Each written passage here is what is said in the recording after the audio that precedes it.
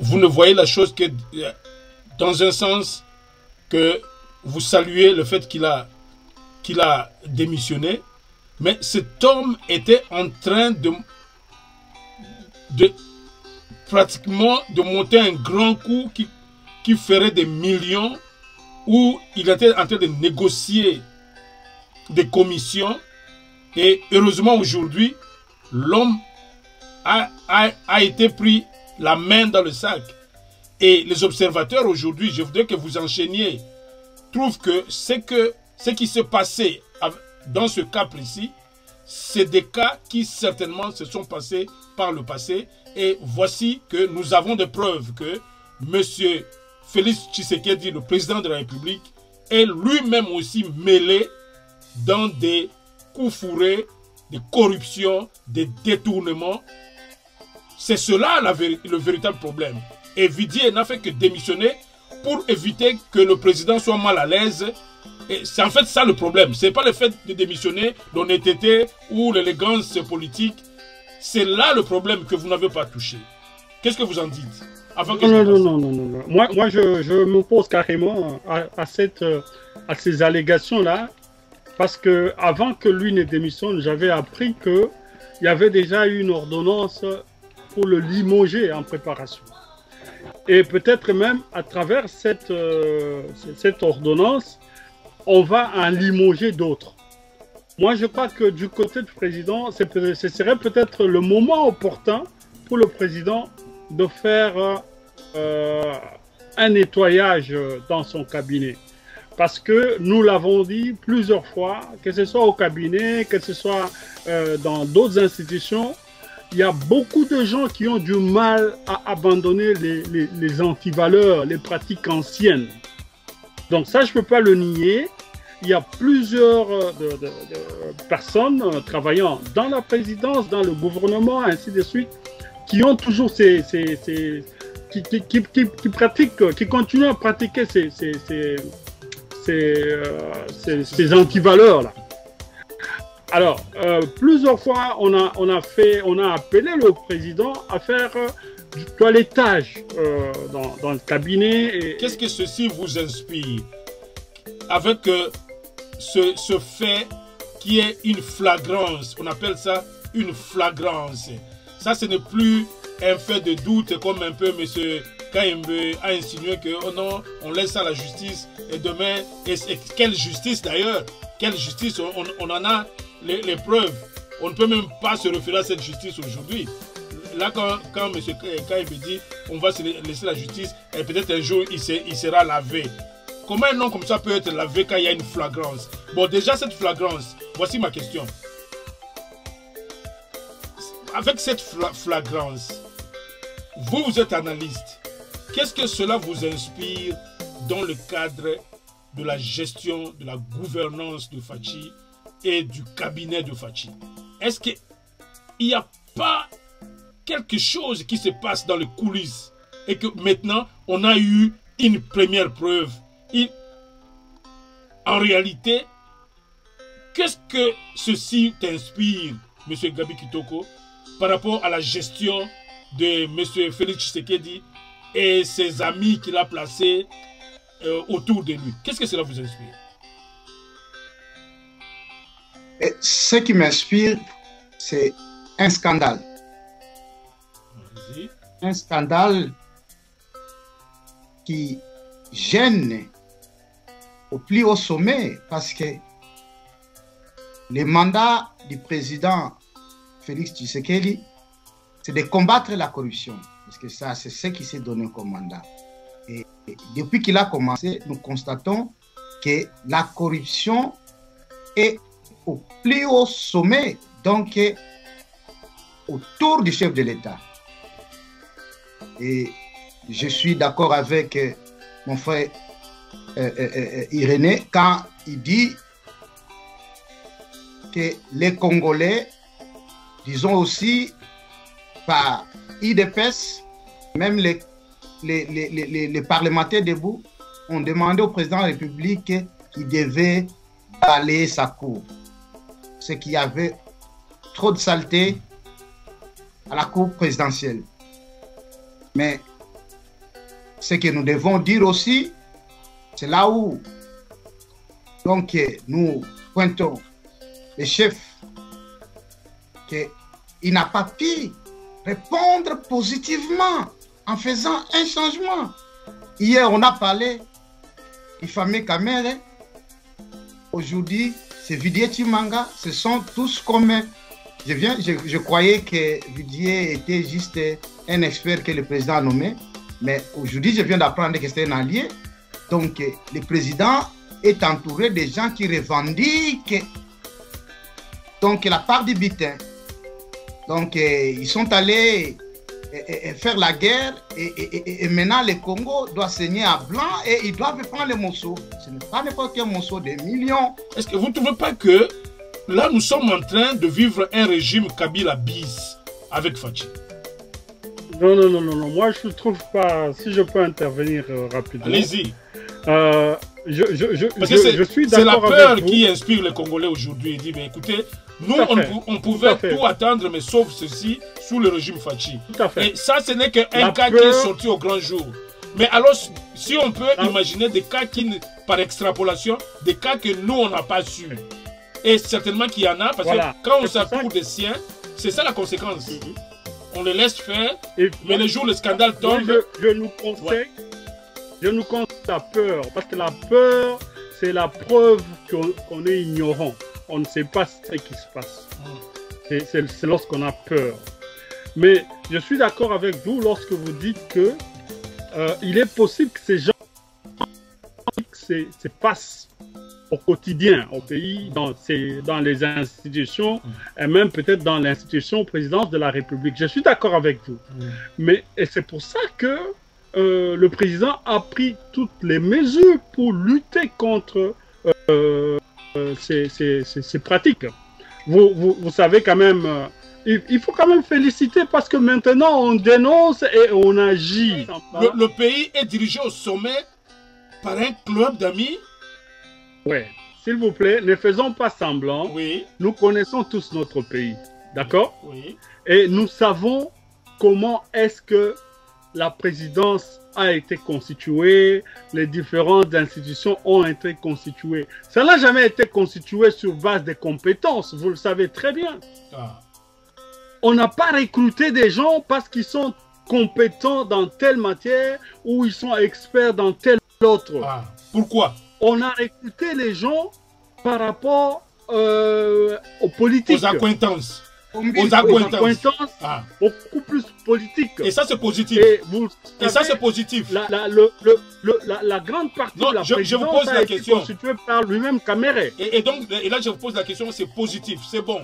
Pour un pays qui se meurt comme le Congo, qu'on s'entoure des petits amis, des copains, des gens avec qui on a des acquaintances pour gérer tout un pays en crise.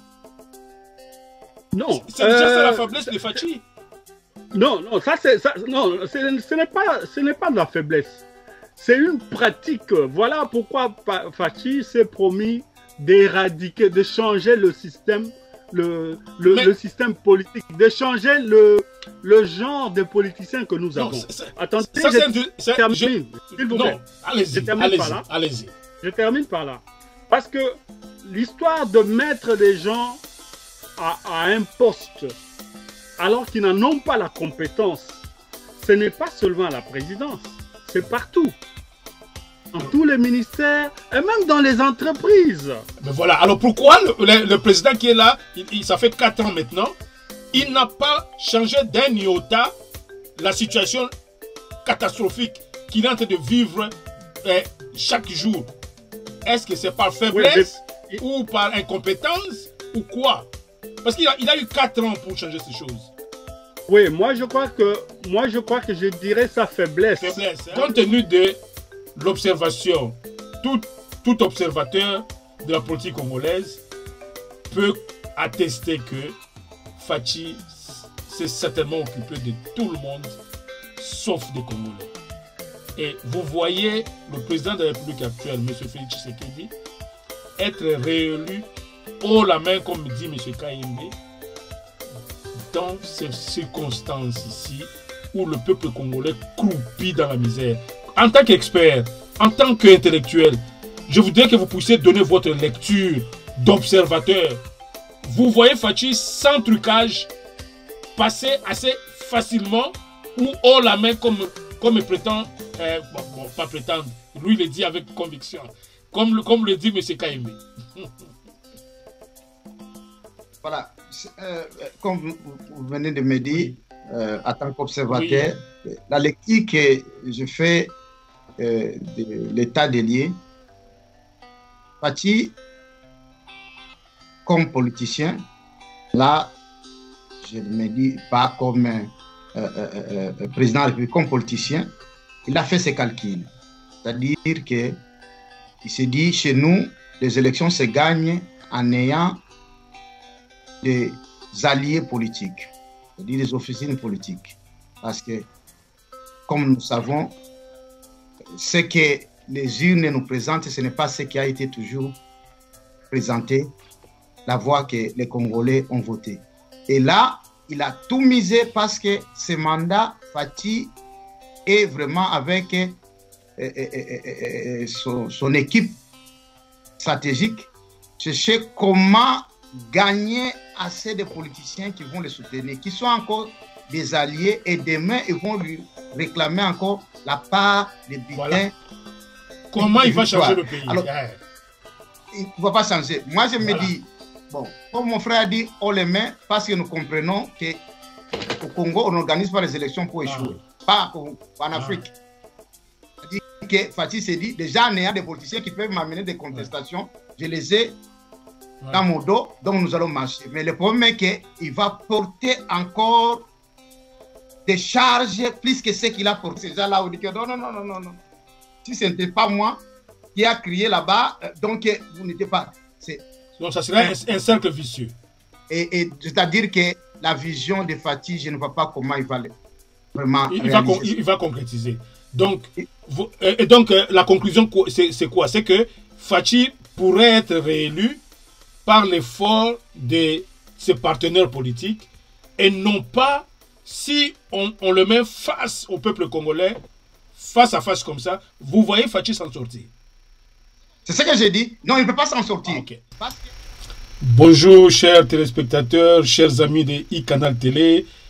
Nous voici encore ce soir pour parler actualité avec vous. À tout seigneur, tout honneur, comme on dit. Vous savez que cette chaîne part de l'Angleterre. Nous émettons en partie de l'Angleterre. Et le monde entier connaît que l'Angleterre est en deuil. C'est pourquoi d'ailleurs vous nous voyez avec cette tenue, cravate noire. Nous sommes en deuil ici en Angleterre. Et nous profitons, iCanal Télé profite pour souhaiter, je dirais, ses condoléances à la famille royale britannique avec la perte de notre reine qui n'est plus. Et aujourd'hui, nous avons le roi Charles III qui dirige désormais l'Angleterre. Et donc, nous disons que le drapeau est en berne ici en Angleterre. Et voilà, nous avions voulu commencer cette émission comme ça, avec ces mots de condoléances. Comme vous voyez sur le titre qui est en train de défiler, nous sommes venus vers vous après avoir suivi ce breaking news qui, en tout cas, qui est tombé cet après-midi, nous faisant voir que le conseiller dit stratégique du président Tshisekedi, M. Vidi Chimanga, oui, Chimanga, vient enfin de démissionner. Tous les détails, nous aurons dans cette émission. Toujours dans cette émission, nous allons passer en revue les différents points d'actualité qui est en train de faire l'essentiel du débat politique congolais, notamment le débat autour du train de vie des institutions. Et on a plus parlé ces derniers temps de salaire ou de rémunération des députés qui s'élèverait vers le 21 000 $ par mois à chaque député. Nous allons en parler dans cette émission. Et puis, nous allons aussi, au-delà de ça, nous allons parler du train de vie des institutions. Nous avons appris que le président de la République, je crois par le porte-parole ou le ministre des Finances que j'ai suivi, M. Nicolas Kazadi, que le président aurait instruit le gouvernement, enfin, je précise, à mettre point final à cette vie aussi luxueuse des institutions. Nous allons analyser ça dans cette émission. Et puis, nous allons aussi un peu toucher, là où on devrait nécessairement toucher, le train de vie de ceux qui, des gens comme M. Kamere, pour ne pas le citer, depuis la saga qu'il a quittée, depuis qu'il a quitté la prison, et il est allé tout droit voir le chef de l'État, disant même que je suis venu voir mon partenaire, au lieu de dire que je suis venu voir le président de la République. Donc, comme pour défier la nation congolaise, nous avons encore vu le même Kamere faire son one-man show à l'est du pays, où, par amnésie populaire, les Congolais de l'Est l'ont accueilli et il s'est permis un one-man show devant les Congolais. Et iCanal Télé se pose la question de savoir si M. Kamere devrait encore avoir droit de citer comme on le voit aujourd'hui. Tout cela, les observateurs mettent ça sous le dos du président Félix Tshisekedi qui est en train de se perdre dans les nuages avec tout le scandale qui ne cesse d'arriver. Je ne suis pas seul sur ce plateau. Je voudrais aller vous présenter mes invités qui sont les consultants même de iCanal Télé. J'ai M. Kayembe Mbombo qui est notre consultant et que vous tous vous connaissez sur plusieurs facettes. Maintenant, il passe très souvent maintenant sur iCanal Télé. Il est avec nous. Si vous pouvez vous-même saluer les téléspectateurs de iCanal Télé, M. Kayembe. Bonjour et bonsoir à tous les téléspectateurs de iCanal Télé. Plaisir de partager ce qu'on peut partager ensemble. Merci beaucoup. Et là, vous voyez aussi M. Gabi Kitoko, qui est notre consultant. C'est un habitué de cette émission. J'aimerais aussi que lui dise un mot aux téléspectateurs de iCanal Télé.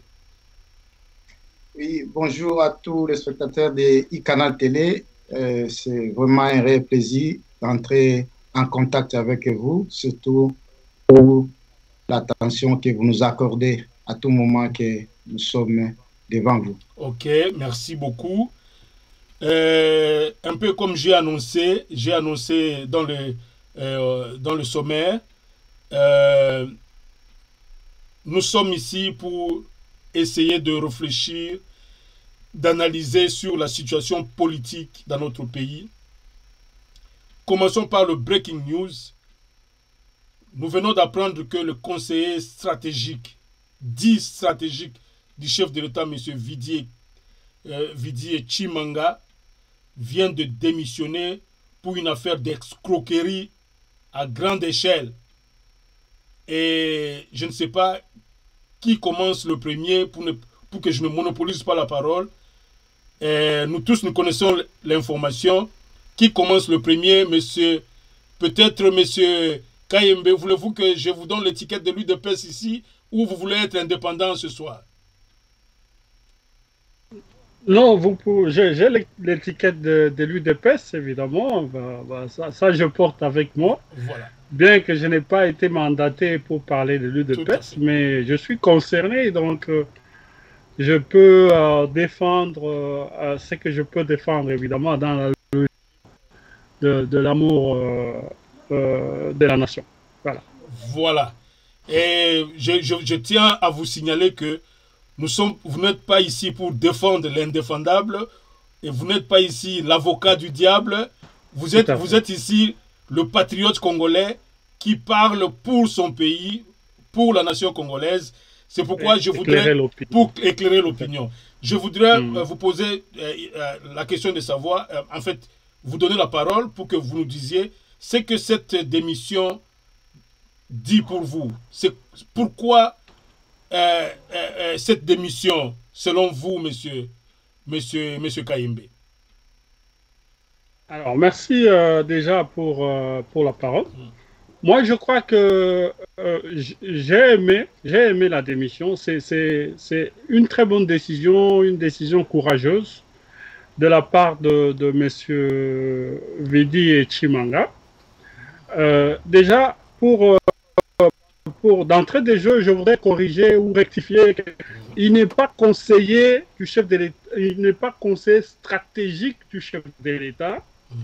Il est conseiller spécial chargé des questions stratégiques. Il y a une différence entre les deux types. Là, ça prend du sens, parce que pour moi, c'était vraiment du méli-mélo. Non, il n'est pas conseiller stratégique, voilà. Il est conseiller spécial. Allez-y. Chargé des questions stratégiques. Tout à fait. Là, ça prend du sens. Tout à fait. Alors, donc, en cette matière-là, il est apparu hier sur un journal, je crois, français, ou un média français, j'ai oublié le nom, qui a diffusé un extrait de vidéo selon lesquels il avait été espionné, il avait été filmé en cachette, sans qu'il le sache, pendant qu'il était en train de négocier avec des personnes qu'il pensait être des investisseurs. Alors, donc le fait qu'il c'est sorti, c'était partout sous les réseaux sociaux, et qu'aujourd'hui, il vient de prendre la décision de démissionner, moi, je salue cette décision. C'est comme ça qu'un homme qui tient au moins à la dignité devrait le faire. Parce qu'à ce moment-là, il démontre clairement, comme il le dit d'ailleurs dans sa lettre, que le chef de l'État n'est pas impliqué là-dedans, ou tous les autres, ou la présidence de façon générale n'est pas impliquée là-dedans. D'ailleurs, il y a eu une autre communication du chargé de communication, le directeur Eric Nindou, qui a fait un point là-dessus pour lever l'équivoque, parce que dans cette vidéo, M.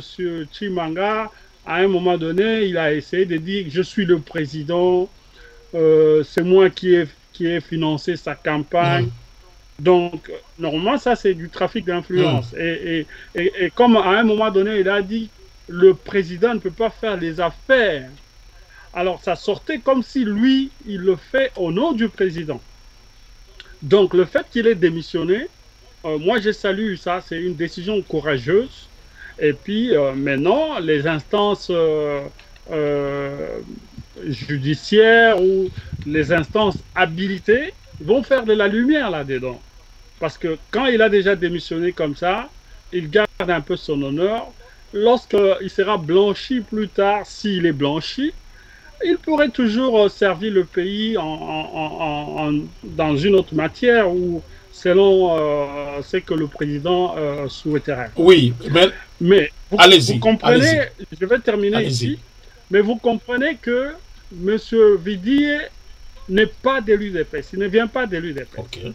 M. Vidi est parmi les alliés du président, du chef de l'État.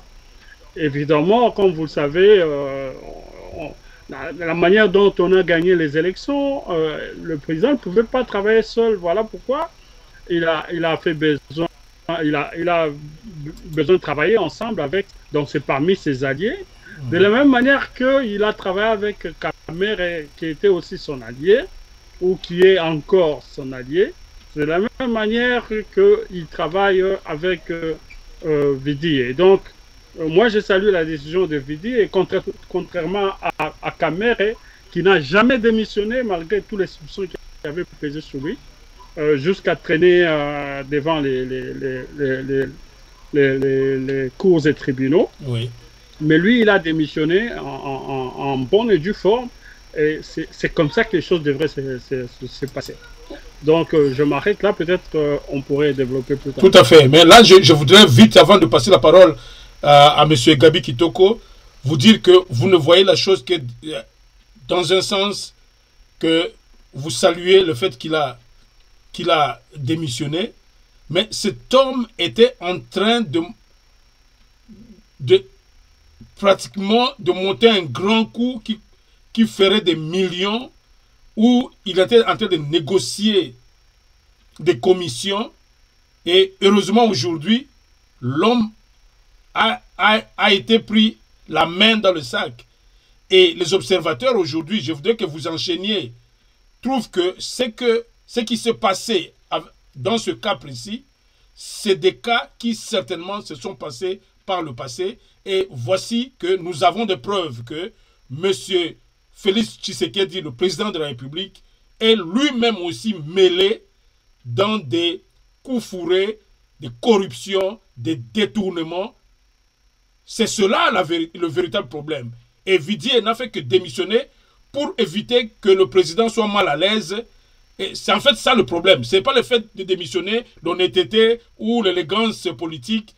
C'est là le problème que vous n'avez pas touché. Qu'est-ce que vous en dites avant que non. Moi, je m'oppose carrément à ces allégations-là, parce que avant que lui ne démissionne, j'avais appris qu'il y avait déjà eu une ordonnance pour le limoger en préparation. Et peut-être même à travers cette ordonnance, on va en limoger d'autres. Moi, je crois que du côté du président, ce serait peut-être le moment opportun pour le président de faire un nettoyage dans son cabinet. Parce que nous l'avons dit plusieurs fois, que ce soit au cabinet, que ce soit dans d'autres institutions, il y a beaucoup de gens qui ont du mal à abandonner les antivaleurs, les pratiques anciennes. Donc ça, je ne peux pas le nier. Il y a plusieurs de personnes travaillant dans la présidence, dans le gouvernement, ainsi de suite, qui ont toujours qui pratiquent, qui continuent à pratiquer ces antivaleurs-là. Alors, plusieurs fois, on a appelé le président à faire du toilettage dans le cabinet et dans les autres institutions. Mais vous comprenez ici que la présidence de la République, qui est une institution, à elle seule, elle ne peut pas tout faire. Elle ne peut pas tout faire, à moins que, encore une fois, vous vouliez que le président commence à gérer le pays ou à diriger le pays par des ordonnances. Faisant des ordonnances lois, faisant des ordonnances ceci et cela, alors qu'il y a le Parlement qui est là, il y a toutes les autres institutions qui devraient faire leur travail. Donc, je ne pense pas dire que le président est mêlé, ce serait complètement de la mauvaise foi. L'homme est intègre. Il est intègre. C'est vous qui le dites. C'est vous qui le dites. Tout à fait. Attendons un peu ce que... Je peux le dire sans peur de me tromper, que l'homme est intègre. Voilà pourquoi il a mis en place les institutions pour lutter contre la corruption. Et qui n'ont jamais rien fait. C'est des grands réseaux, c'est des grands réseaux oui. qui sont capables de vous monter un coup fourré. Hein. Donc, je m'arrête là, on pourrait développer ça. Tout à fait. Alors là, je viens aussi à notre consultant Gabi Kitoko pour nous poser la même question. Qu'est-ce que ceci vous inspire avec ce fait qui est une flagrance? On appelle ça une flagrance. Ça, ce n'est plus un fait de doute comme un peu M. Kayembe a insinué que oh non, on laisse ça à la justice et demain, et quelle justice d'ailleurs? Quelle justice? On en a les preuves. On ne peut même pas se référer à cette justice aujourd'hui. Là, quand M. Kayembe dit on va se laisser la justice et peut-être un jour il sera lavé. Comment un nom comme ça peut être lavé quand il y a une flagrance? Bon, déjà cette flagrance, voici ma question. Avec cette flagrance, vous êtes analyste. Qu'est-ce que cela vous inspire dans le cadre de la gestion, de la gouvernance de Fachi et du cabinet de Fachi? Et ce qui m'inspire, c'est un scandale. Un scandale qui gêne au plus haut sommet parce que le mandat du président Félix Tshisekedi, c'est de combattre la corruption. Parce que ça, c'est ce qui s'est donné comme mandat. Et depuis qu'il a commencé, nous constatons que la corruption est au plus haut sommet, donc autour du chef de l'État. Et je suis d'accord avec mon frère Irénée quand il dit que les Congolais, disons aussi par IDPS, même les parlementaires debout, ont demandé au président de la République qu'il devait balayer sa cour. C'est qu'il y avait trop de saleté à la cour présidentielle. Mais ce que nous devons dire aussi, c'est là où donc, nous pointons le chef qu'il n'a pas pu répondre positivement en faisant un changement. Hier, on a parlé du fameux Kamere. Aujourd'hui, c'est Vidier Chimanga. Ce sont tous comme... Je croyais que Vidier était juste un expert que le président a nommé. Mais aujourd'hui, je viens d'apprendre que c'est un allié. Donc, le président est entouré de gens qui revendiquent donc la part du butin.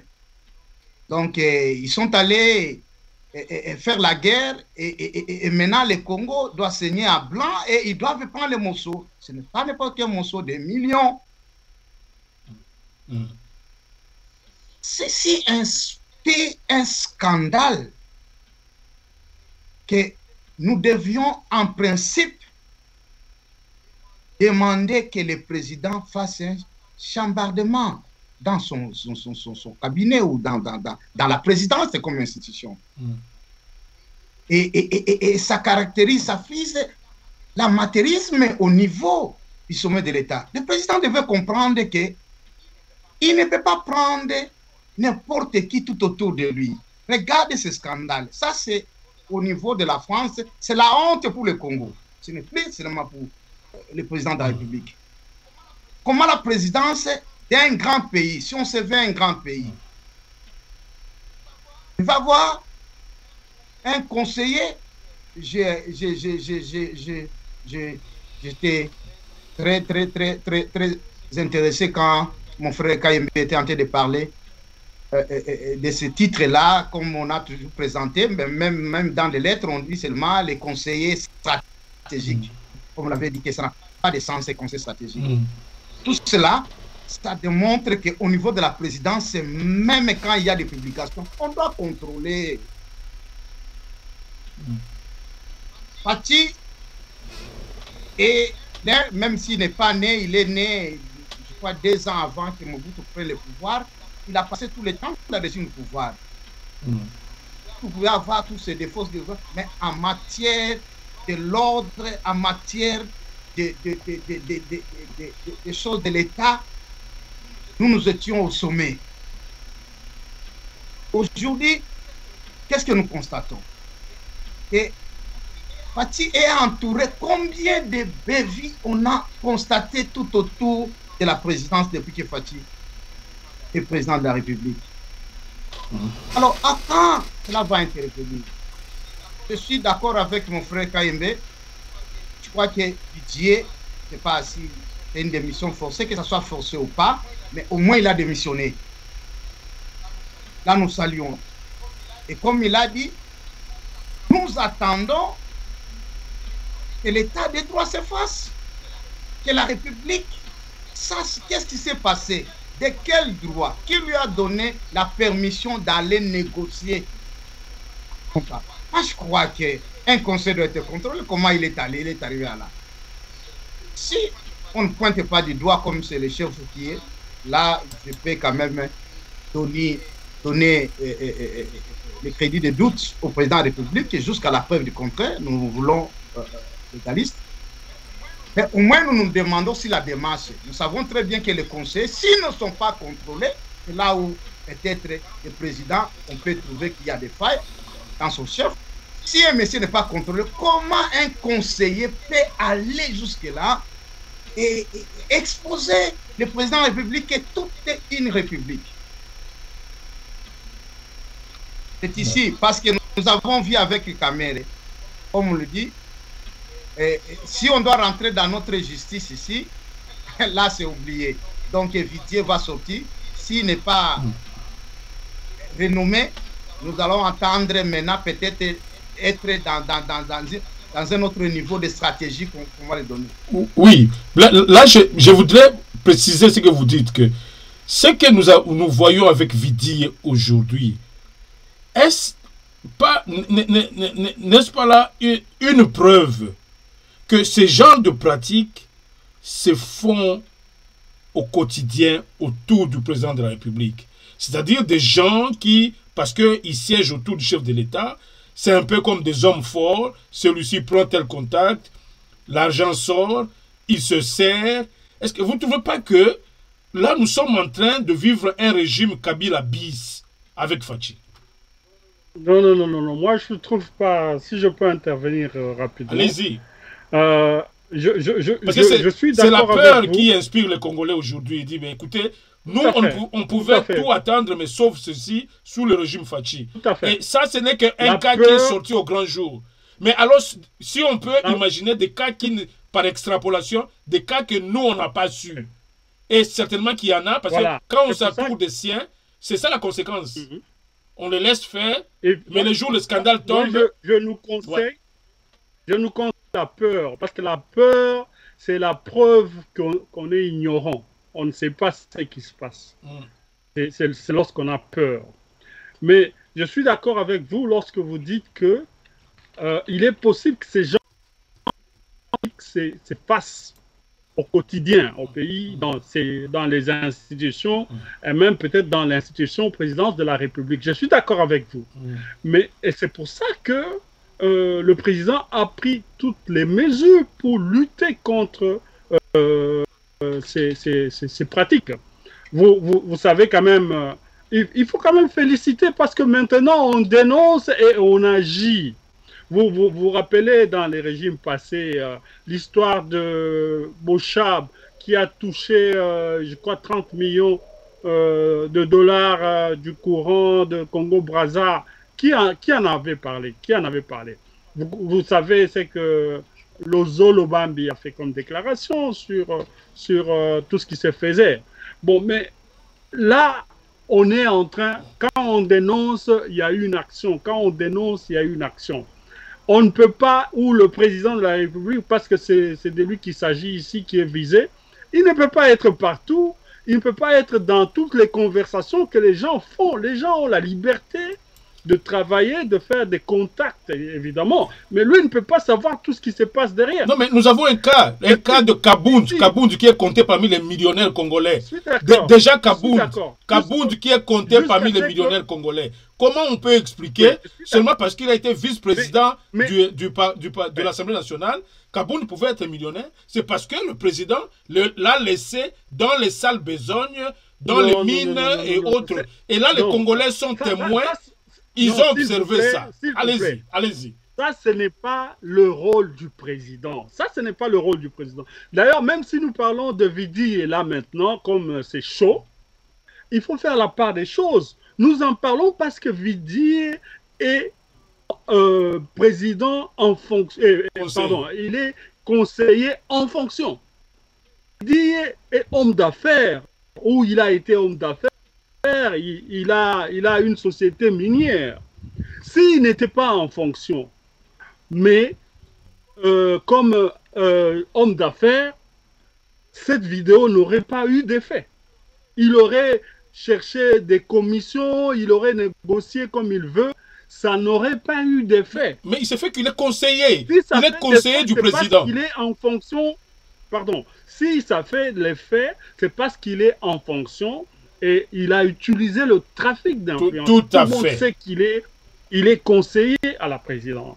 C'est pour ça que moi je dis, ces pratiques, c'est possible que ces pratiques se fassent parce qu'il y a beaucoup de gens autour du président.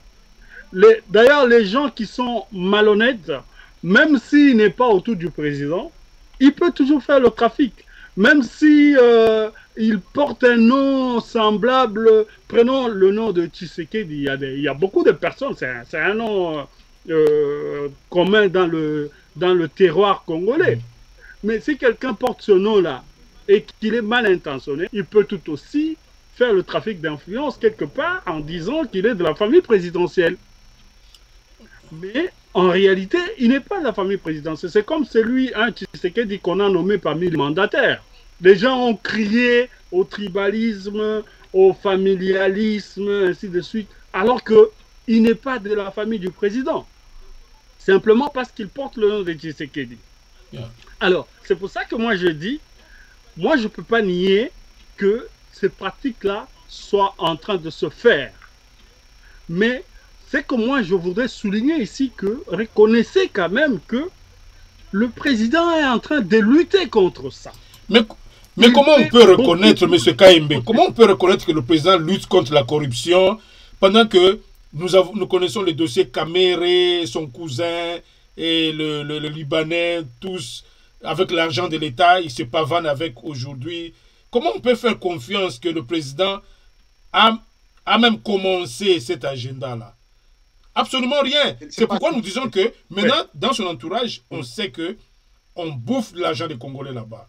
Il y a des trafics d'influence à très haute échelle qui se fait et le président ferme les yeux et n'eût été ce broadcasting-là pour vidier, peut-être que ça passerait comme ça sous le silence. Je ne sais pas si M. Kitoko peut rebondir là. Non, ici je vais quand même m'opposer à mon frère Kayembe. Analysons les faits. Ici, le président ou la présidence n'a pas dénoncé. Nous sommes dans un cas de flagrance et ce n'est même pas au niveau national, c'est à l'étranger. Où ils ont demandé à Fati de combattre la corruption. Le président n'a pas dénoncé. Pardon? Qu'est-ce que vous voulez dire par la présidence n'a pas dénoncé? Non, mais c'est la présidence qui a dénoncé. C'est ça le problème. La dénonciation est venue d'ailleurs. C'est ça, c'est ce que j'ai dit. C'est-à-dire que le président... Vous avez des preuves de dire que la présidence était au courant, mais elle a fermé les yeux, comme M. Mounda venait de le dire. C'est ça, moi, mon problème. Non, quand vous insinuez que la présidence est au courant, mais ferme les yeux, ça c'est très grave. Non, ça ne peut pas être grave parce que nous avons des cas similaires, le cas Kamere. Aujourd'hui, Fachi a fermé les yeux sur le cas Kamere. Et tout ça, voilà, ça reviendra toujours et toujours. Et aujourd'hui, Kabound est un millionnaire avec de l'argent des Congolais. Voilà. Donc, tout ça, il y a plusieurs preuves. Et on peut conclure que ce qui s'est arrivé, c'est une flagrance. C'est ce que nous voulons dire. Voilà, allez-y. Nous sommes en train de nous dire ici, à Kayembe, disons que, comme disait Mobutu, qu'il n'y a pas de mauvaises troupes. Mais il y a un mauvais chef. C'est-à-dire quoi? Si cela se constate, et nous sommes en train de se dire ici, vous pouvez dire même que c'est au niveau des ministères et consorts, nous pouvons dire que c'est au-delà du président. Bien sûr, nous savons qu'il y a des ministres et des députés aussi qui détournent et tout ça. Mais ça commence au niveau de la Cour. Alors, nous disons, comme vous l'avez dit, que le président qui n'arrive pas à sanctionner, et directement, il est coupable. Pas coupable de voler, mais nous disons qu'il n'arrive pas à sanctionner. Il devait commencer à dire que je peux entendre parler. Je suis d'accord quand vous dites qu'il y a tout ce que vous dites là. Mais on est quand même en train de faire un effort d'ériger un état de droit. En érigeant un état de droit, ça signifie que vous sanctionnez lorsque vous avez des éléments. Le président pourrait sanctionner s'il n'a pas d'éléments. On a eu des éléments sur Kamere. Tout un procès. Il y a cas de détournement de fonds. Tout un procès qui a conclu de... Il n'y a personne. Voilà. Tous sont acquittés. Nous avons entendu aujourd'hui, les Congolais qui suivent, ils donnent raison à Kabound parce que Kabound a parlé de ces choses autour de la présidence. Mais c'est Kayembe. Même si vous voulez ne pas même donner la responsabilité au président de la République. Non, mais Kabound est en prison parce qu'il a dénoncé qu'il y a des détournements de fonds, des comptes offshore. C'est ce qui, c'est là où il a été interpellé par les mains.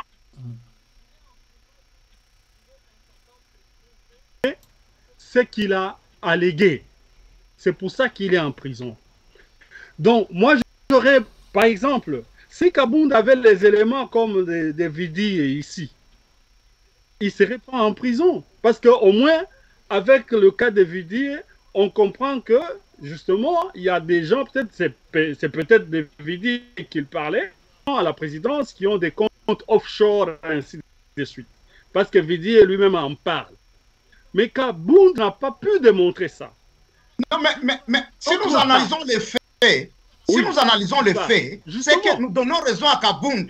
Kabound a dit, et aujourd'hui on le constate, même s'il n'a pas prouvé, mais la preuve est que c'est un conseiller du président de la République qui se retrouve dans ce magouille. Ce n'est pas...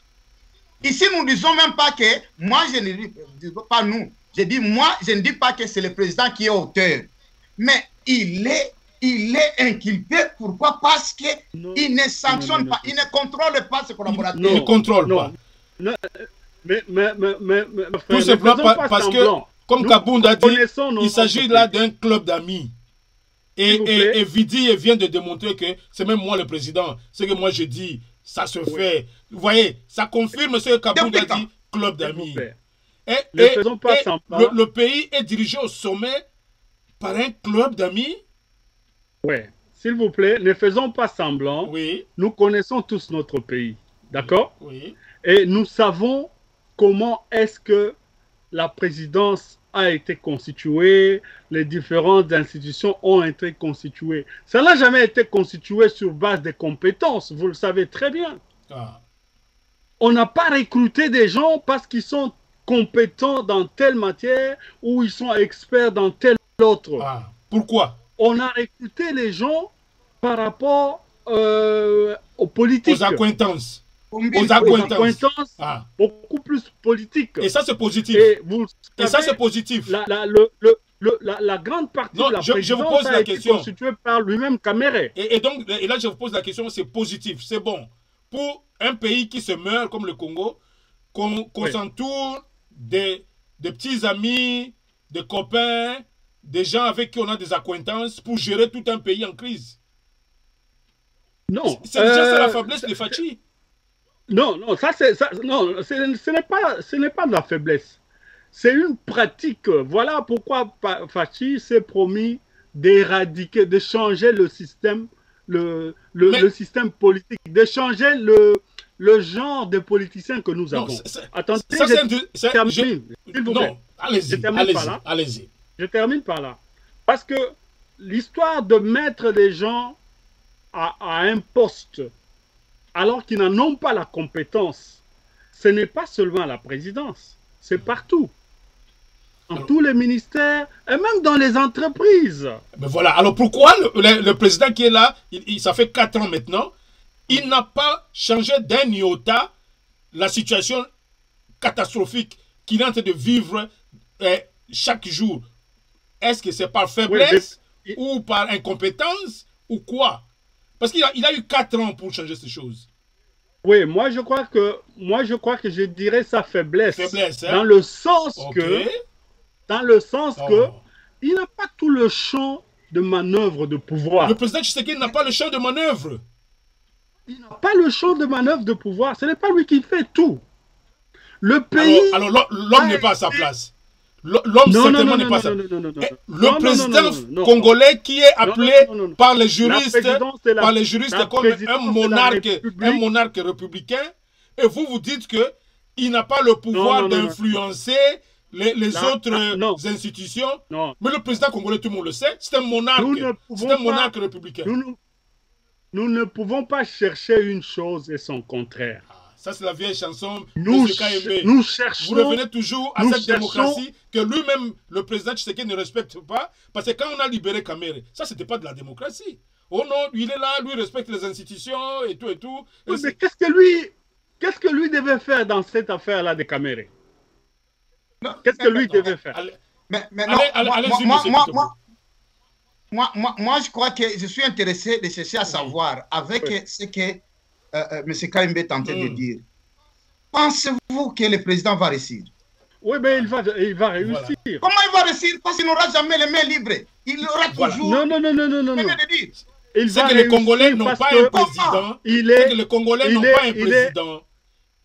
il est la seule institution du pays qui est intègre, qui donne encore de l'espoir. Ah non, comment? Et il va réussir, pourquoi?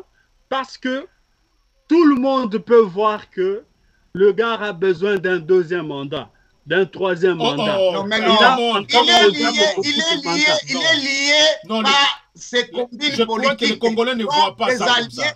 Et qui il est lié, revendiquent les parts des butins aux d'accord avec Congolais. Papa Kitoko, il est lié par cette politique de redistribution ou de récompense Voilà. dans ce mandat. Ah, mais- bon, donc ça signifie Pensez-vous que que le deuxième mandat, ça, le deuxième ça c'est un mandat, aveu, c'est ça, là, vous parlez un vraiment. aveu intéressant que vous dites là. ses alliés, Donc, le président Fachi est en Mandat. train de distribuer Oui. les gâteaux au premier venu. Et mais c'est ça la vérité qui Non, dit. non, C'est ça non, la non. vérité. Distribuer les gâteaux, c'est trop dit. Nous l'avons dit. Oui, non, On oui. a distribué Ça, c'est les le postes. chaos, S'il ça. vous plaît, Allez-y, je termine allez-y. par là. Ok. On a distribué les postes. allez-y. Hein? Mais c'est ça les Et gâteaux. C'est là où... chacun a son poste. Soit il en abuse, soit il se construit un profil. Vous avez par exemple Matungulu qui a été de FCC, vous connaissez l'histoire, tout ça. Depuis que Fachi est arrivé au pouvoir, il a nommé à la BAD. C'était- Qu'est-ce que vous avez déjà entendu de mauvais de la part de Matungulu? Rien. Alors, Le gars est en train de bosser. Donc, pourtant, il a fait à Matungulu, ce n'était pas parce qu'il n'y avait pas des gens compétents, ni dans l'Union sacrée, ni dans l'UDPS, ni et consorts. C'était simplement parce que une façon d'attirer tout le monde pour qu'on travaille ensemble, pour qu'on travaille ensemble à relever le pays, parce que le pays ne pouvait pas se relever avec lui tout seul. Regardez le travail que Maman Bazaïba est en train de faire. Vous n'allez pas dire que c'est du mauvais travail, pourtant elle vient du MNC. MLC, pardon. Donc, on a distribué comme ça des postes. Si même Kamere a fait ce qu'il a fait, mais il y a des gens de l'UNC, par exemple, le gars qui est au ministère du Budget, qui fait un travail considérable. L'autre là, le fils de Sakombe, il fait un travail considérable. Donc, voilà. on a distribué, bien sûr, par rapport aux alliances et consorts politiques, mais il y en a qui travaillent, il y en a qui ne travaillent pas. Mais lui ne peut pas être responsable de ceux qui ne travaillent pas, quand même. Mais non, c'est là où nous interpellons l'institution présidence et le président lui-même. Pourquoi? Parce que vous venez de citer les gens tels que les Matungulu qui ne sont pas les collaborateurs, ils n'est pas allié du président. Mais c'est parmi les Congolais que le président voulait l'inclusivité de la gestion de la République.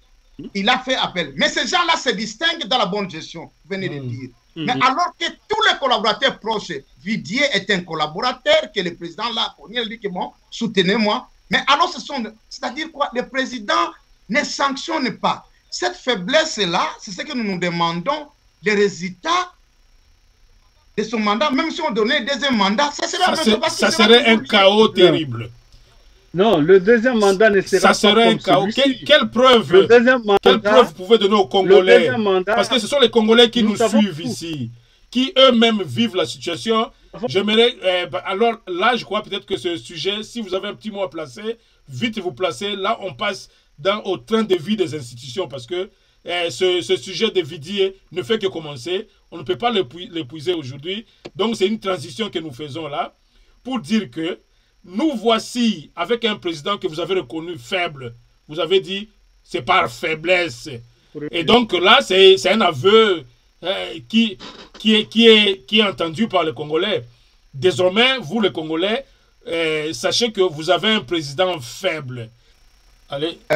Le problème ici, ce n'est pas seulement de voir, comme nous sommes en train de dire, à une institution comme le Parlement, mais nous sommes en train de dire au niveau du leadership, c'est-à-dire au niveau de la présidence, du président, d'impulser quand même sa vision.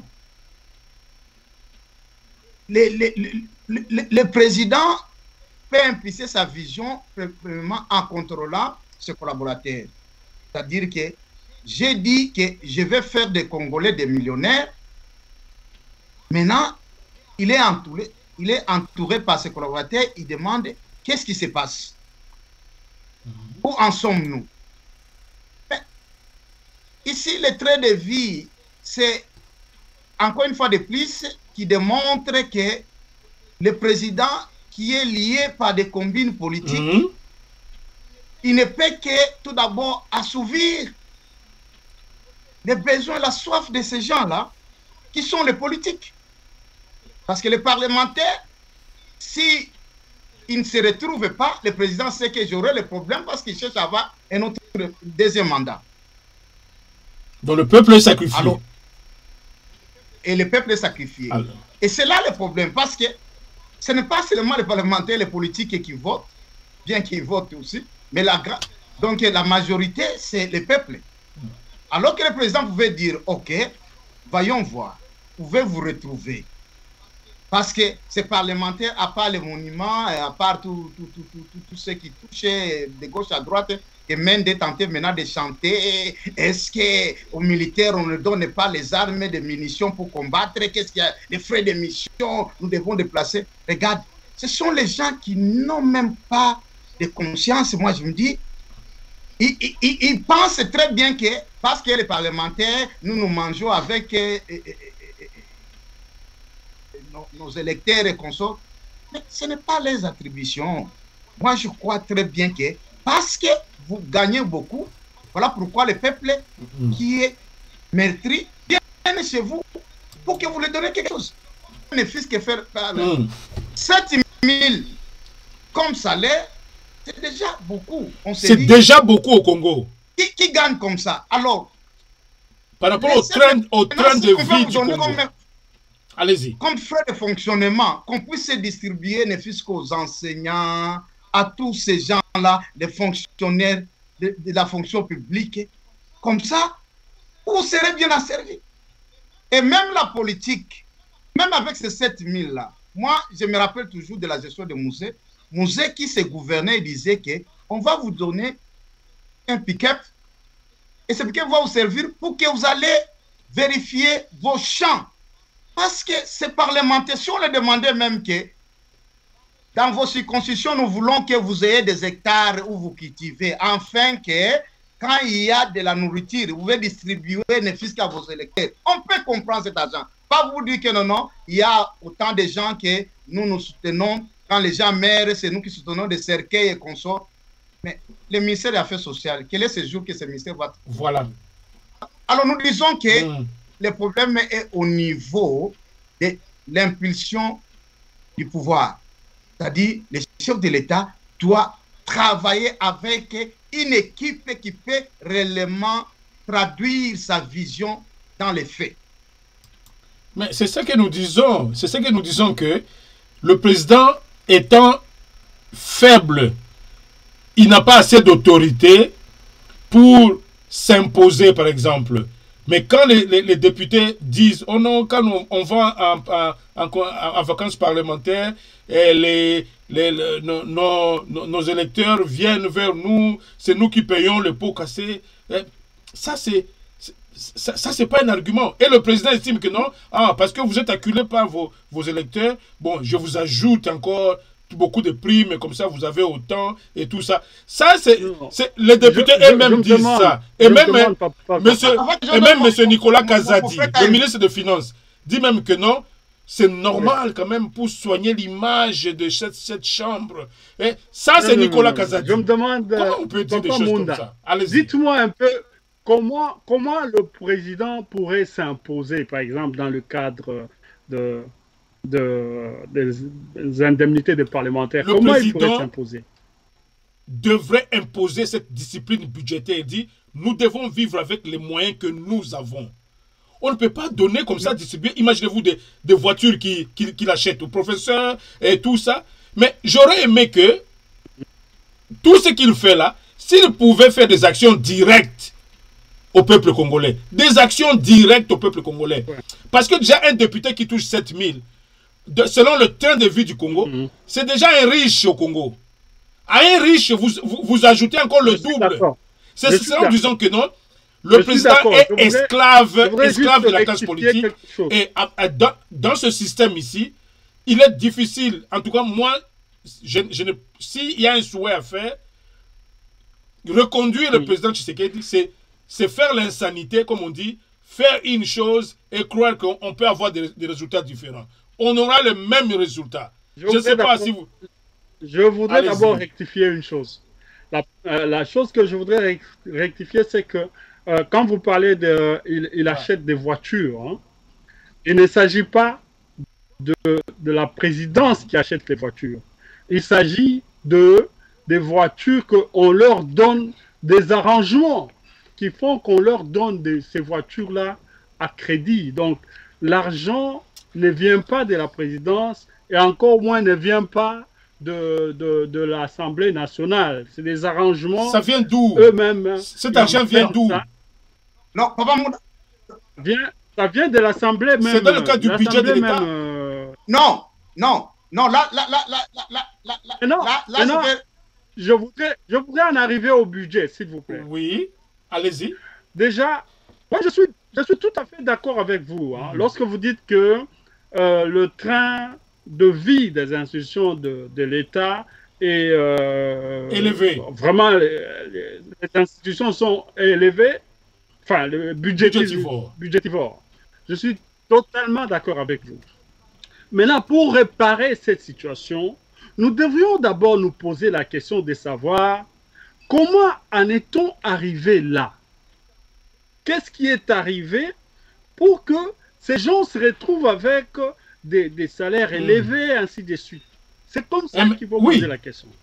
Et quand on pose cette question-là, vous verrez que ce n'est pas Fachi qui serait cité là. Mais comment? Non, permettez, là nous sommes en train de débattre sur le plateau. Moi je suis là, je ne laisse pas passer quelque chose de comme ça, parce que le budget est conçu par le gouvernement. Qui dit gouvernement? Le numéro 1 du gouvernement, c'est le président. Le président qui siège et qui prend acte du projet que le Premier ministre va défendre au Parlement. Donc ça signifie que quand il y a débordement, quand les institutions, on accorde aux différentes institutions plus d'argent que ce qui est prévu au peuple, mais c'est avec le quitus du président, parce que c'est lui qui siège au Conseil des ministres. Il dit, ok, je donne mon ok, Premier ministre, allez au Parlement, défendez-moi ce budget. Donc, moi, je vais présenter les faits.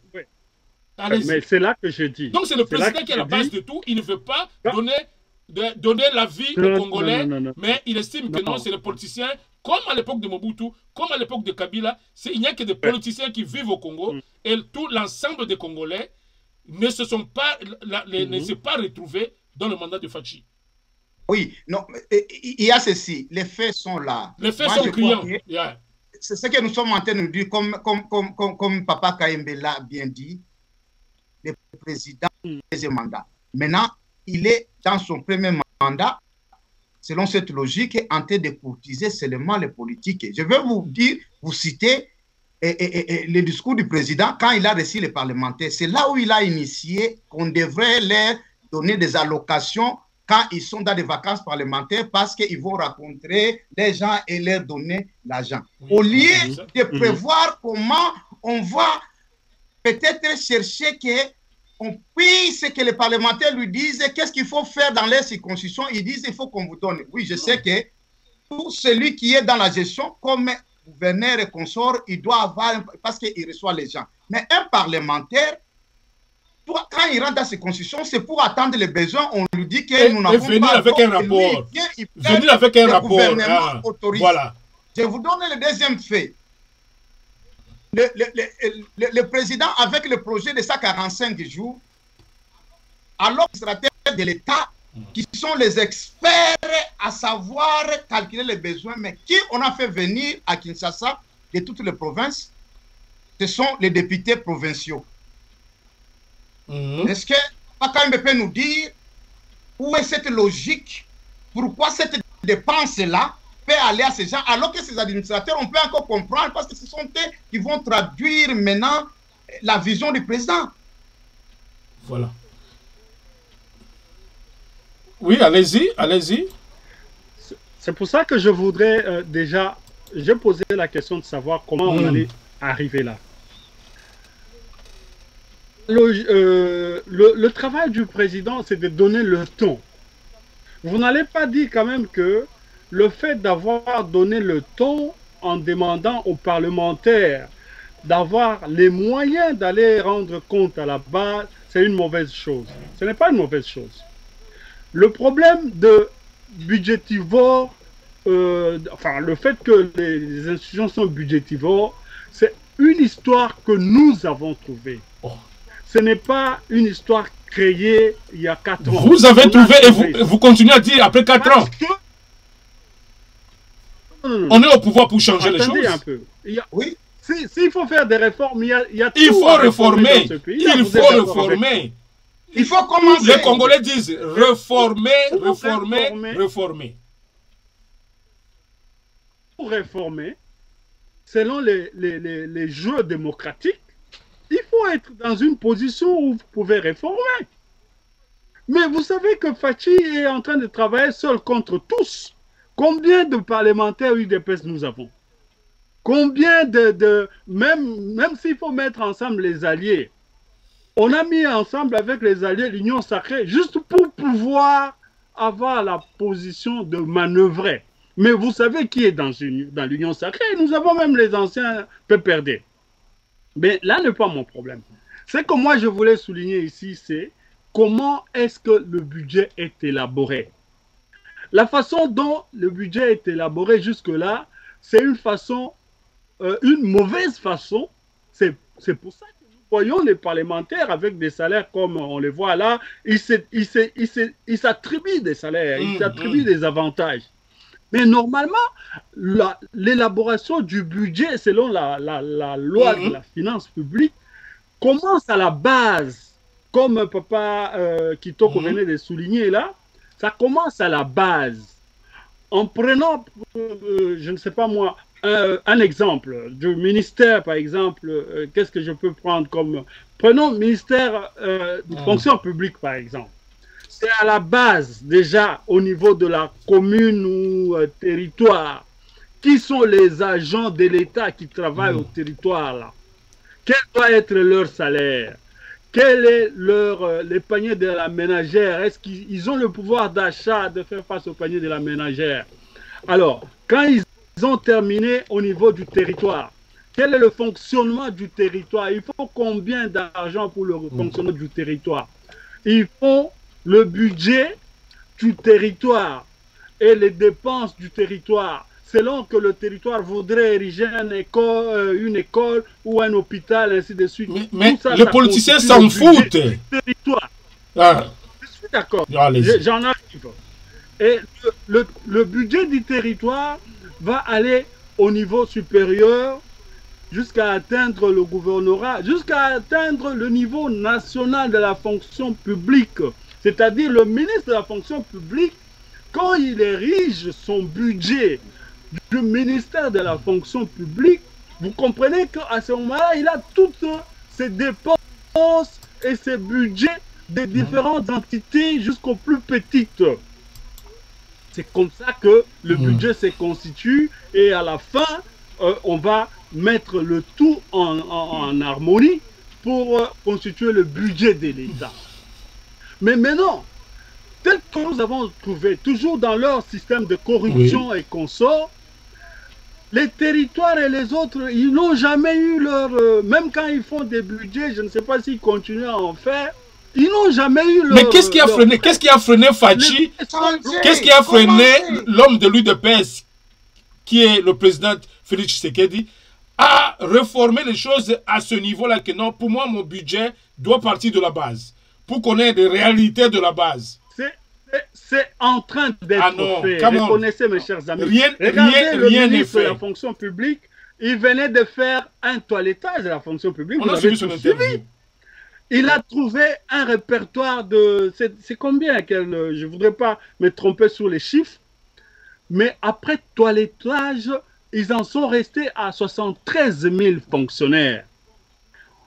Donc, durant toutes ces années, cet argent-là des milliers de fonctionnaires allait dans les poches des gens. Alors, vous allez vous étonner quand ces gens-là, au niveau du sommet, ils sont riches, ils ont beaucoup d'argent. C'est de l'argent qui devait revenir au plus bas. Oui, ça c'est la fraude. Mais quand on parle du train de vie des institutions, c'est d'abord la fraude mise à part, c'est ce que les institutions comme l'Assemblée nationale, vous connaissez son budget, le Sénat, vous connaissez son budget, le gouvernement, vous connaissez son budget, la présidence. Comparez maintenant ce qu'on affecte à ce qui va directement aux Congolais. C'est là où nous disons, le président Tshisekedi a trahi la mémoire du Sphinx, le président de Étienne Tshisekedi. Parce que Étienne Tshisekedi, quand il parlait du changement, ça c'était un changement. Vous arrivez... Et même de l'injustice. Oui, la justice sociale. Je suis d'accord. Le changement dont parlait le changement dont parlait le feu Étienne, c'était le changement, lui-même il disait changement radical. C'est ça l'UDPS même. Parce qu'il symbolisait l'UDPS. Le changement radical ne peut pas se faire en un jour ou en 4 ans. On peut commencer. Rien n'a encore commencé. Oui. Non, le budget. On a commencé parce que je viens de vous parler ici de l'enveloppe budgétaire aux institutions. Non, papa, oui, moi je crois qu'il y a des cas comme les juristes disent, les cas de jurisprudence. Ouais. C'est qu'aujourd'hui, l'IDPS, ou le pouvoir de l'IDPS est en train de revendiquer, c'est ce que Mouzé a hérité de Mobutu. Mais qu'est-ce que nous avons constaté? Mouzé a commencé avec... Aujourd'hui, nous avons les bourgmestres qui sortent vraiment présentables et tout ça. Il s'est préoccupé du bourgmestre. Parce que c'est lui le chef de l'administration au niveau communal. Pas au niveau de gouvernorat. Mouzé a inversé ce qu'on dit les pyramides. Mais qu'est-ce qui fait que 4 ans après, Fatih n'arrivait pas? Comme papa, quand il devait expliquer, le budget s'élabore. Ce qu'a fait le ministre des Fonctions, c'est au niveau des fraudes. Mais est-ce que le ministre des Fonctions publiques a cherché à comprendre que combien les salaires doivent être dictés afin que lui vote le budget? Et c'est ce qui ne se fait pas. Tout se passe à Kinshasa. Et au niveau des gens qui ne connaissent même pas les réalités des territoires, et ils les abordent. Non, allez, le territoire de Kibombo aura autant. Qui vous a dit que c'est ce que le territoire de Kibombo a besoin? Parce que nous disons, et je suis d'accord, parce que vous pratiquez le principe de la gestion économique. Et c'est ça dans le développement, parce que l'acteur du développement, c'est les citoyens de la rue. Parce que c'est de là où ça commence, et non pas au gouverneur ou même au gouvernement. Il faut au niveau du quartier, au niveau de la rue. Mais nous disons, si vous dites qu'il y a des efforts, nous voulons voir ne fût-ce que par secteur, que non, voilà, en termes de budget, il y a des changements. Mais si nous sommes en train de partir les traits de vie sur tous les parlementaires, vous avez dit que non, c'est parce qu'il y a des budgets. Non, non. Quand on a dit aux voitures, quand j'étais au professeur, qu'est-ce que le ministre de l'Enseignement a dit? Fatih a donné, le président a donné. Mais vous voulez maintenant changer pour dire que non, non, non. On dit que c'est le don présidentiel. Don présidentiel. Non, non. Alors que c'est les choses que ça, c'est des... Papa Étienne Tshisekedi ne voulait pas. C'est une méthode Mobutu. Votre droit, et vous dites que c'est un don présidentiel? Non, non. Moi, moi je ne connais pas des dons présidentiels jusque-là. Mais pour rejoindre Papa Kitoko, je suis d'accord qu'il faut commencer. Et nous avons commencé. Vous savez, par exemple, qu'il y a déjà des territoires qui ont déjà eu leur attribution des budgets. Et il y a le BSECO, Bureau de coordination, qui est déjà en place, en train d'évaluer comment commencer les travaux. Les travaux de 145 territoires. Les travaux de 145. On dit que ça c'est du bluff. Ça c'est chercher à distribuer l'argent pour les élections. Qui vont gérer ça? Il faut commencer quelque part. est-ce que vous dites que même si ça commence, nous ne sommes pas, le débat n'est pas au niveau si ça n'a pas commencé à commencer. Vous allez dire que ce budget-là a été voté par les territoires ou bien a été voté par Kinshasa. Voilà. Même si c'est quoi. Voilà. Non, je suis d'accord avec vous. Un faux départ. Il faut commencer quelque part. Il faut commencer quelque part. Non. Un faux départ, Papa Kayembe. Parce que ce n'est pas budget voté. Vous, économistes, vous demandez que ça soit budget voté par les territoires. Alors que c'est Kinshasa ou les banques, les experts de la banque qui votent. Mais c'est déjà un faux départ. C'est pour ça que je dis... C'est pour ça que je dis que nous connaissons tous notre pays. Non. Nous connaissons les pratiques. Il faut changer. Il faut changer. Il faut changer. Hein? Il y a des choses que le président devrait changer. Mais imaginez-vous, aucune loi de réforme, le président Tshisekedi n'a fait passer dans ce Parlement ici. Aucune loi de réforme.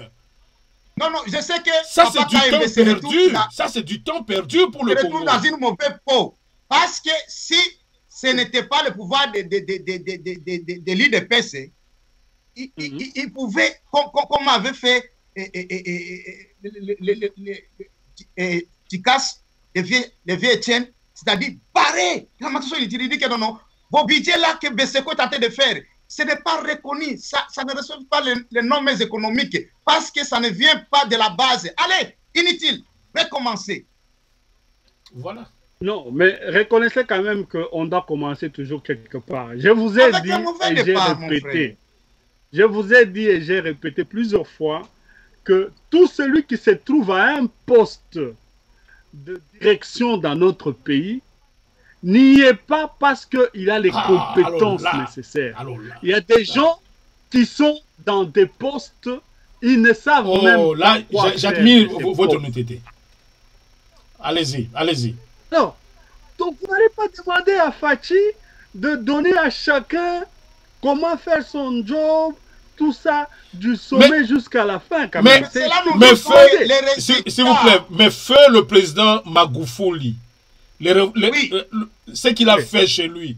Lui, il allait, il descendait dans des bureaux de la fonction publique. Comme ça, brusquement, il va, secrétaire général, dites-moi, c'est comment ça fonctionne ici? Non.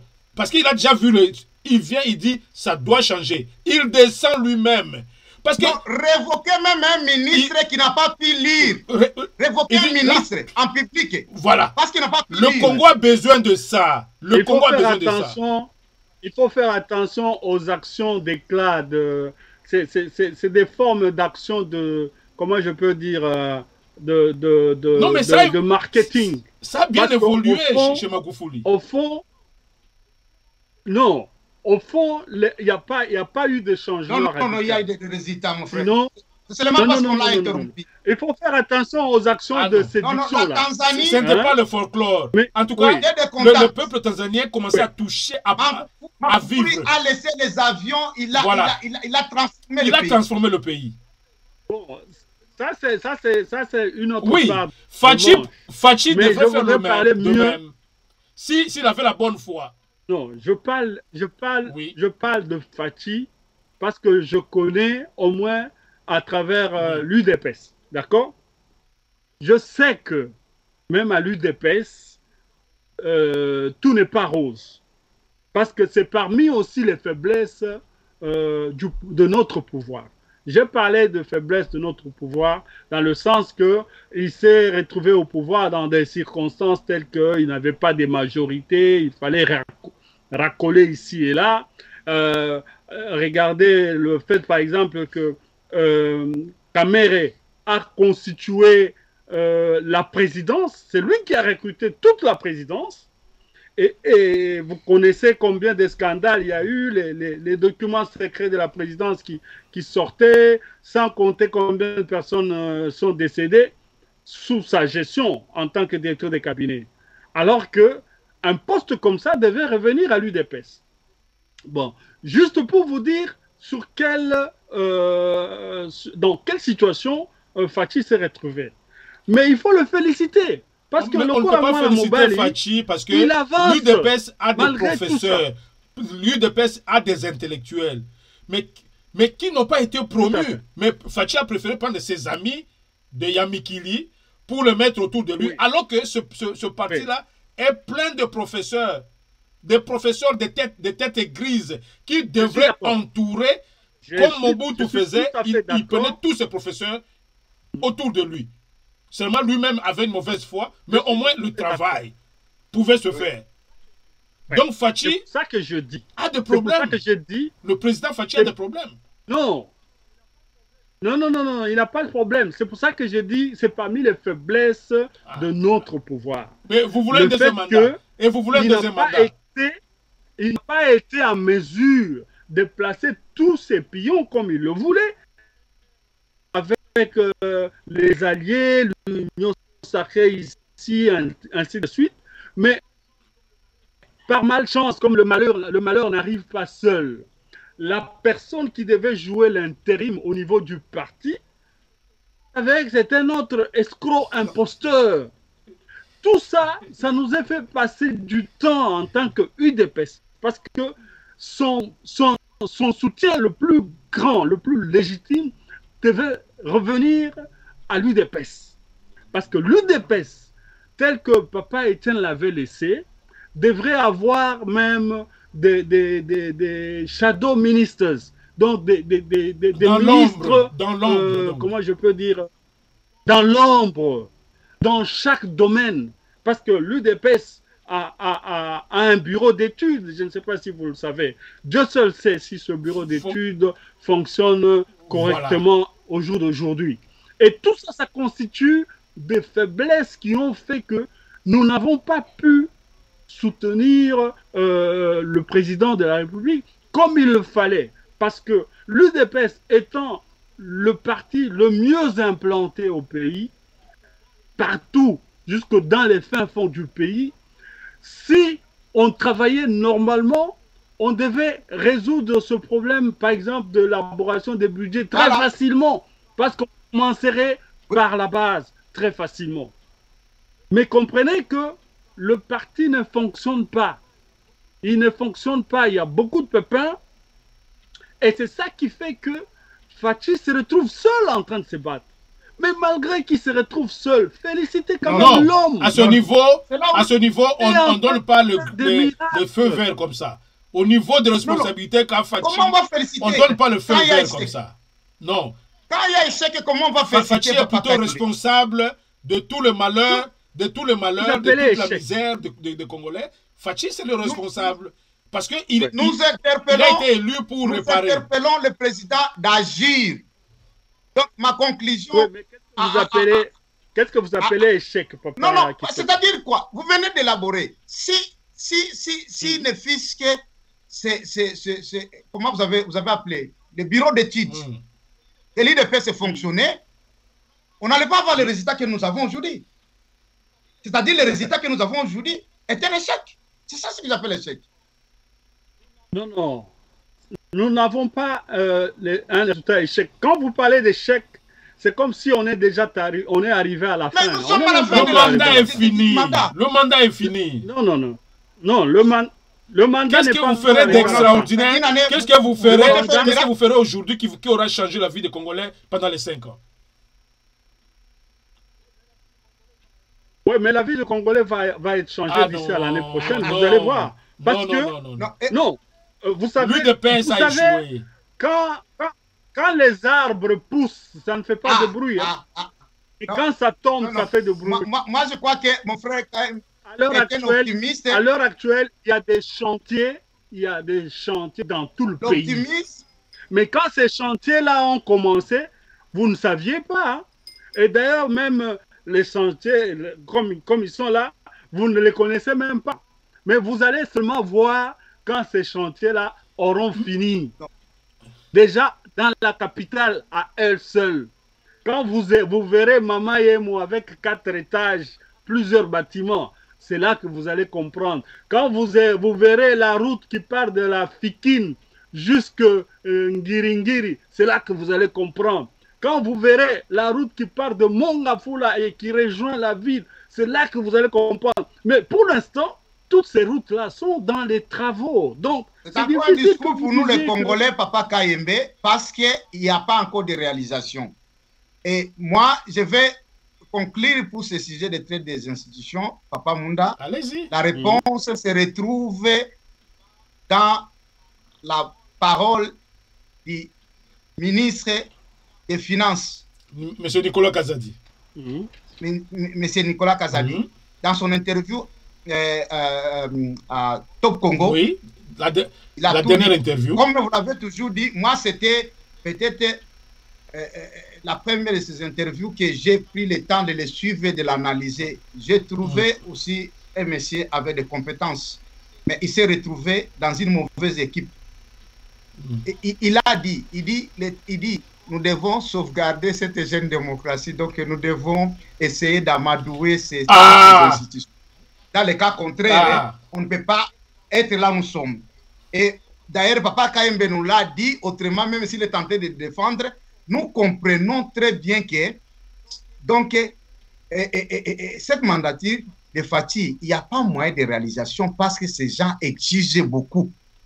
Et je me demande comment il aura la confiance des Congolais qui ne se retrouvent pas. Cette première mandature, le demander qu'on lui donne. À moins que ça soit seulement ces politiques qui votent. C'est là où, si seulement les Congolais. Mais c'est quel Congolais qui ne se retrouve pas? C'est ça la question que moi je me pose. Dans le pouvoir de Fathi. Mais vous venez à peine de dire, non? Comment vous évaluez les Congolais qui ne se retrouvent pas? Non, mais citez-nous ce que les Congolais se sont retrouvés, à part les politiques et ces institutions. Donc, il semblerait, parce que je n'ai pas assez d'informations, le président du Parlement touche 200 000 $. Dans un pays de pauvres. Ouais. Dans un pays de pauvres. Nous y sommes parce que... Moi, je ne peux pas commenter sur ces chiffres-là comme je n'en ai pas de preuves. Mais je voudrais vous dire les Congolais qui se retrouvent. Il y a plusieurs Congolais qui se retrouvent. Il y a les Congolais, par exemple, qui se retrouvent à travers la gratuité de l'enseignement. Il y a plus de 2 millions de... Les enseignants, ils se retrouvent parce qu'ils ont eu augmentation de salaire. Même si on n'a pas encore atteint leur niveau, le niveau qui est demandé, mais ils ont quand même vu les améliorations dans leur salaire. Les enseignants, les fonctionnaires publics, ils ont eu des améliorations. Et tous ces gens-là, ça a la répercussion sur leurs familles respectives. Les enfants qui ont rejoint l'école, ça a la répercussion sur leurs familles respectives. Et tout ça, c'est des votes, c'est des électeurs. C'est des gens qui se retrouvent déjà. Mais si on entre maintenant en profondeur, il y a des gens qui se retrouvent à travers le travail, par exemple, du service national. Vous voyez comment ces jeunes gens-là transformés, qui sont en train de faire des choses pour la nation. Donc, c'est des gens qui se retrouvent. Donc, il y a plusieurs personnes qui se retrouvent. Il y a plusieurs personnes qui peuvent voir la bonne volonté du chef de l'État de faire des changements. Mais le changement en soi, l'homme n'a jamais voulu le changement, vous le savez très bien. Voilà pourquoi on est dans ce processus-là de changer l'homme congolais. L'homme congolais était dans le fond du trou. Comment vous le changez? On est en train de le changer. Avec quoi, s'il vous plaît? Avec quoi? Avec quoi, M. Kayembe? En pratiquant ce que nous pratiquons, donc le système de gouvernement, le système de gouvernance. Vous avez combien d'exploits l'IGF a fait, les exploits que Nicolas Kazadi est en train de faire. Mais il ne faut pas oublier une chose. Ce que vous oubliez, c'est que c'est un réseau mafieux qui est établi au pays depuis que le pays est indépendant. Et puis, ça n'a pas commencé aujourd'hui. Hein. Mais pourquoi vous vous référez toujours au passé? Pourquoi vous vous référez toujours au passé? Vous pensez que ce réseau-là, il va s'asseoir à ne rien faire et se laisser démanteler? Non! Le réseau est en train aussi de prendre des stratagèmes pour résister. Tous ceux-là que IGF a interpellés sont aujourd'hui libres et forts avec tous les millions qu'ils ont volés. À quoi ça intéresse les Congolais? C'est pour ça que j'ai dit que le réseau qui s'est établi depuis des siècles est en train de résister. Mais il va résister contre un pouvoir en place. Contre un pouvoir en place. C'est ce réseau-là c'est ce réseau-là qui a tué le juge Yanni. Oui. C'est ce réseau-là qui est en train de tuer pas mal d'autres personnes. Merci. Mais maintenant, cette famille Yanni là et tout cela, ils se disent réellement que nous sommes dans un état de droit parce que ce réseau retourne encore très fort. Mais nous ne sommes pas dans un état de droit. Nous ne sommes pas dans un état de droit. Nous luttons pour établir un état de droit. Un état de droit ne peut pas s'instaurer comme ça là par un mandat de 4 ans ou de 5 ans quand même. Et surtout un mandat où on gouverne avec des alliés de tous bords, même si on les appelle union sacrée. C'est pas comme ça qu'on va établir un état de droit. Un état de droit ne peut pas s'établir quand on n'a pas le champ de manœuvre pour faire un certain nombre de réformes. Regardez dans l'armée. Tous vous connaissez ce qui se passe. Nous avons plus de 500 généraux qui sont des nationalités douteuses dans notre armée. Mais comment voulez-vous? Est-ce que ça peut se liquider en un seul jour? Soyons quand même honnêtes, mes chers frères. Si on a un président fort, ça se liquide. Si on a... Vous avez dit un président, le président est faible. Parce qu'il est faible, il ne peut rien faire. Bounagana est encore jusqu'à aujourd'hui entre les mains de M23. Quand on a choisi d'être démocrate, on ne devient pas un individu fort. On a des institutions fortes. Souhaitez que nous ayons des institutions fortes plutôt que des individus forts. Fachi n'a pas envie d'être fort en tant qu'individu. Il a envie que l'institution présidence de la République soit forte. Et c'est le travail qu'il est en train d'abattre pour ça. Bon, c'est une matière à discuter. Je sais que c'est Obama qui disait cela, mais cela ne veut pas être la parole de l'évangile. Pourquoi? Parce que pour qu'on ait cette institution forte, il faudrait qu'un homme fort puisse implémenter cela. Moi, je crois que c'est à discuter, c'est ce que Obama était en train de dire. Mais Lula du Brésil, parce que c'était un homme fort, voilà, il a laissé les institutions fortes. Moi, je crois que ce que nous sommes en train de dire. Si nous disons que c'est cela le problème, mais quand est-ce que ça va changer? Quand est-ce que nous aurons ces institutions? Parce que ces réseaux continuent. Et tous ces généraux qu'on venait de citer, ils sont là, ils ne dorment pas. Ils contrôlent aussi les pouvoirs pour continuer à les contrôler, peut-être même à les rendre esclaves. Oui. Mais c'est ça que j'ai dit. C'est pour ça que j'ai dit qu'il faut reconnaître quand même les efforts de l'homme. Parce que le changement ne peut pas s'établir en un seul jour ou dans 4 ans quand même. Il faut reconnaître le pouvoir de l'homme. Il faut le féliciter de la façon dont il est en train de manœuvrer. Quelqu'un qui n'a jamais été militaire.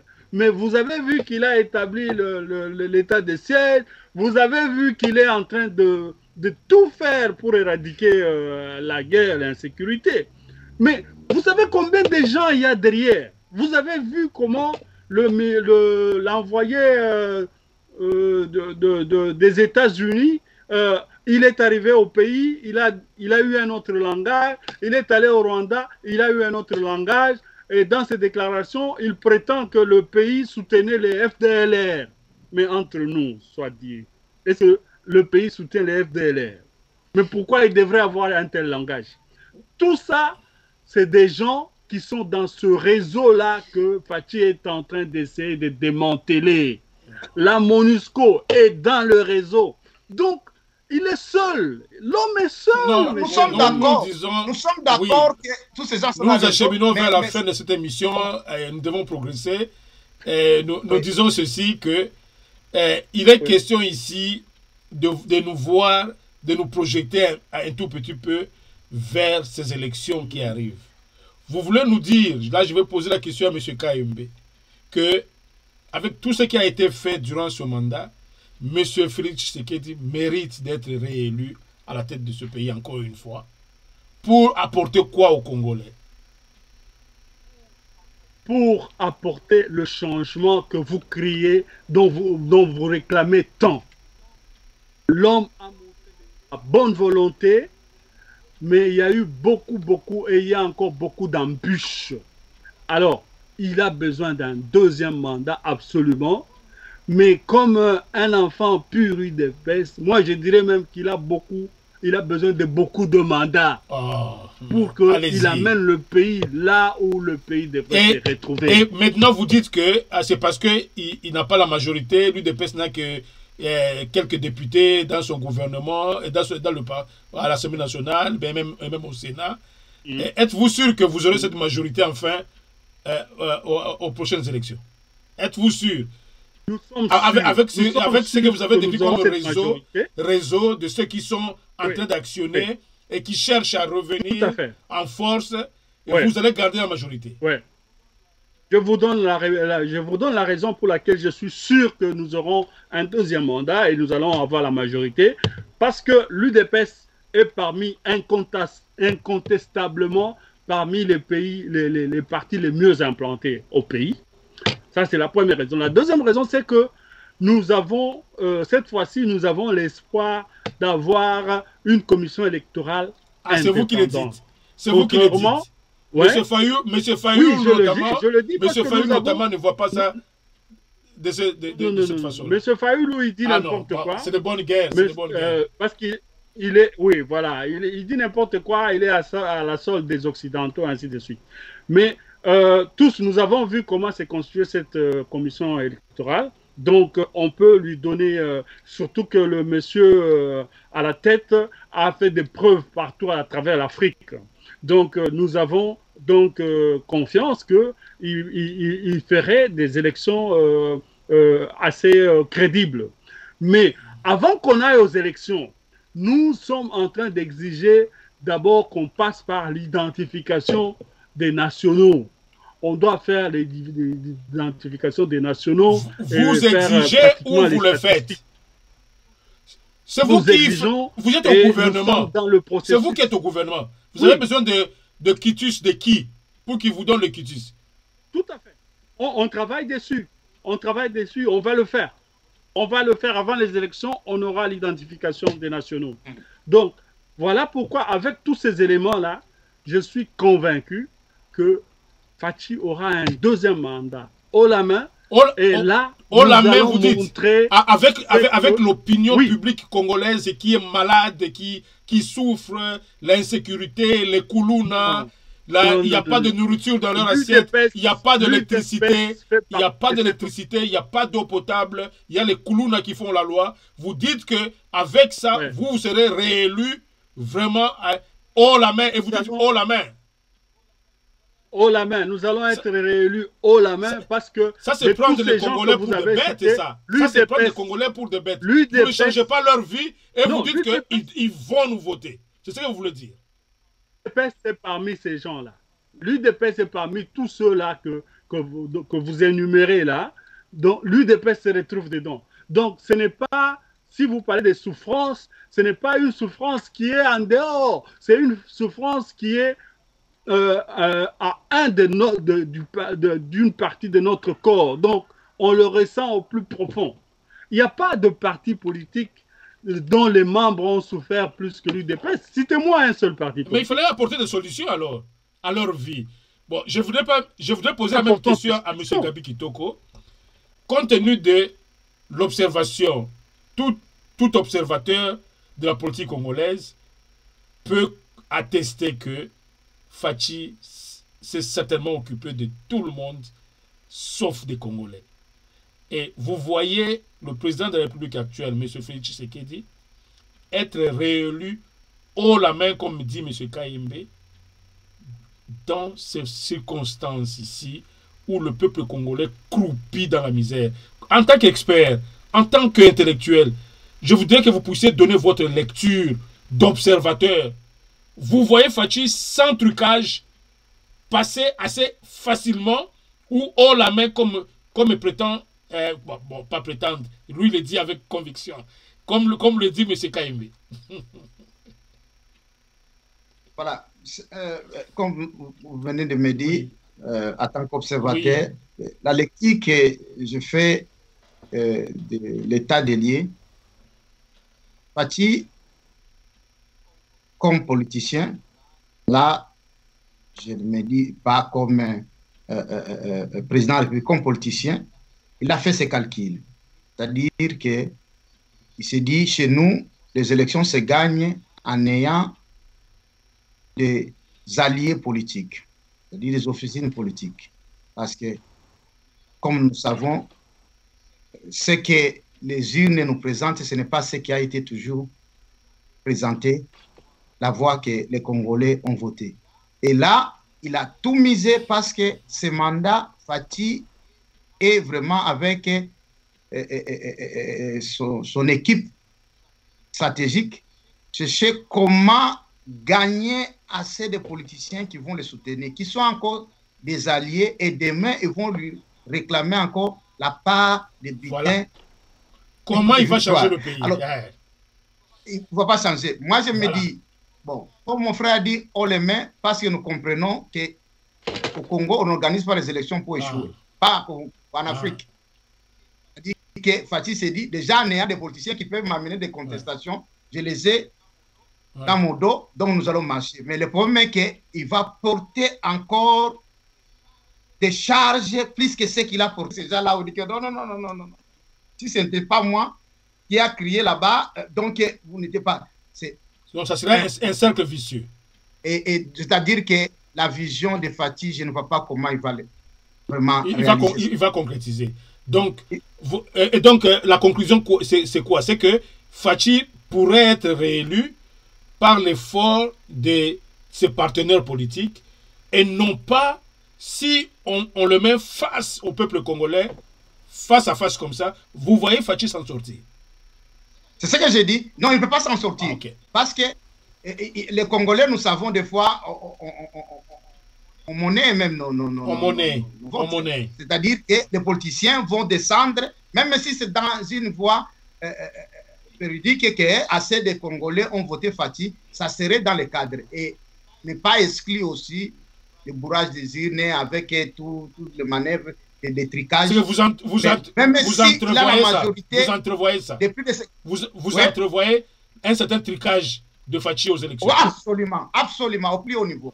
Même à la CENI. Ça, ce n'est pas... C'est donc parti. Mais au moins, même s'il faisait 50% avec ses alliés, ce n'est pas parce que les Congolais ont confiance et ce que le président est en train de les amener dans la bonne voie. Parce que jusque-là, il ne démontre pas.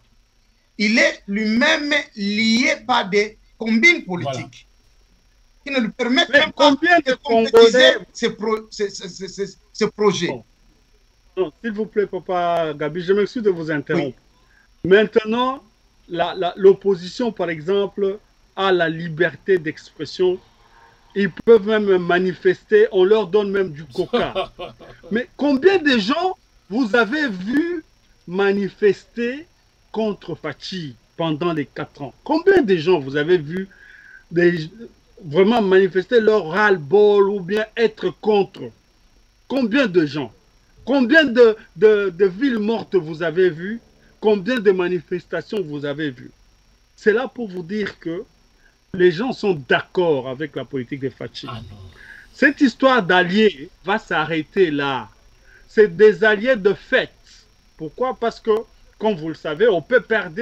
Les gens, ils n'avaient même pas besoin de faire campagne. Hein, parce que vous savez qu'au Minac, on n'avait même pas posé des candidatures. Mais on l'a nommé. C'est comme ça que le peuple perdait. Comme il savait que Fathi était en train de venir, il fallait lui tendre des pièges. On a nommé des gens en tant que députés. Mais ce ne sera pas le cas avec nous. Tous ces gens-là qu'on a nommés en tant que députés, cette fois-ci, au prochain mandat, ils doivent être en mesure de descendre sur le terrain et faire campagne. Combien descendront sur le terrain et faire campagne? C'est là que je dis, étant donné que l'UDPS est déjà sur le terrain, ces gens-là, ils ne passeront pas parce que nous les connaissons. Ils ne passeront pas. Vous voyez les militants de l'UDPS. Mais vous parlez tellement, vous êtes tellement confiant avec vous-même comme ça, avec l'UDPS. Êtes-vous sûr que l'UDPS est aussi populaire aujourd'hui qu'avec Papa Etienne? Non. L'UDPS reste populaire. Vous dites. Populaire, vous dites. Oui. Oui. très populaire même. Mais très populaire. UDPS n'est plus... Ne confondez pas maintenant avec... justement, l'UDPS a toujours été très fort dans le combat parce que le combat est porté à bras le corps par tout le monde, toutes les générations. Il ne faut pas comparer, il ne faut pas confondre avec l'UDPS quand on parle de gestion. Parce qu'en termes de gestion, jusque-là, on n'a pas mis en exergue l'élite de l'UDPS. Les cadres de l'UDPS n'ont pas encore travaillé. Voilà pourquoi vous semblez penser que l'UDPS est absent.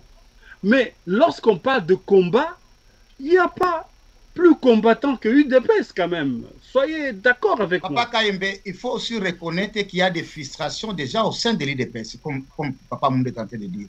Je suis d'accord par rapport aux frustrations. Et c'est l'UDPS là que nous avons connu du temps d'Etienne Tshisekedi, ce n'est plus le même parce qu'il y a d'autres franges aujourd'hui qui naissent de l'UDPS, bien qu'on les appelle l'UDPS. Donc, je suis d'accord quand vous parlez de frustration, oui. Mais les frustrations arrivent toujours dans chaque organisation, dans chaque mouvement. Il y a des tendances, il y a des courants, comme on dit.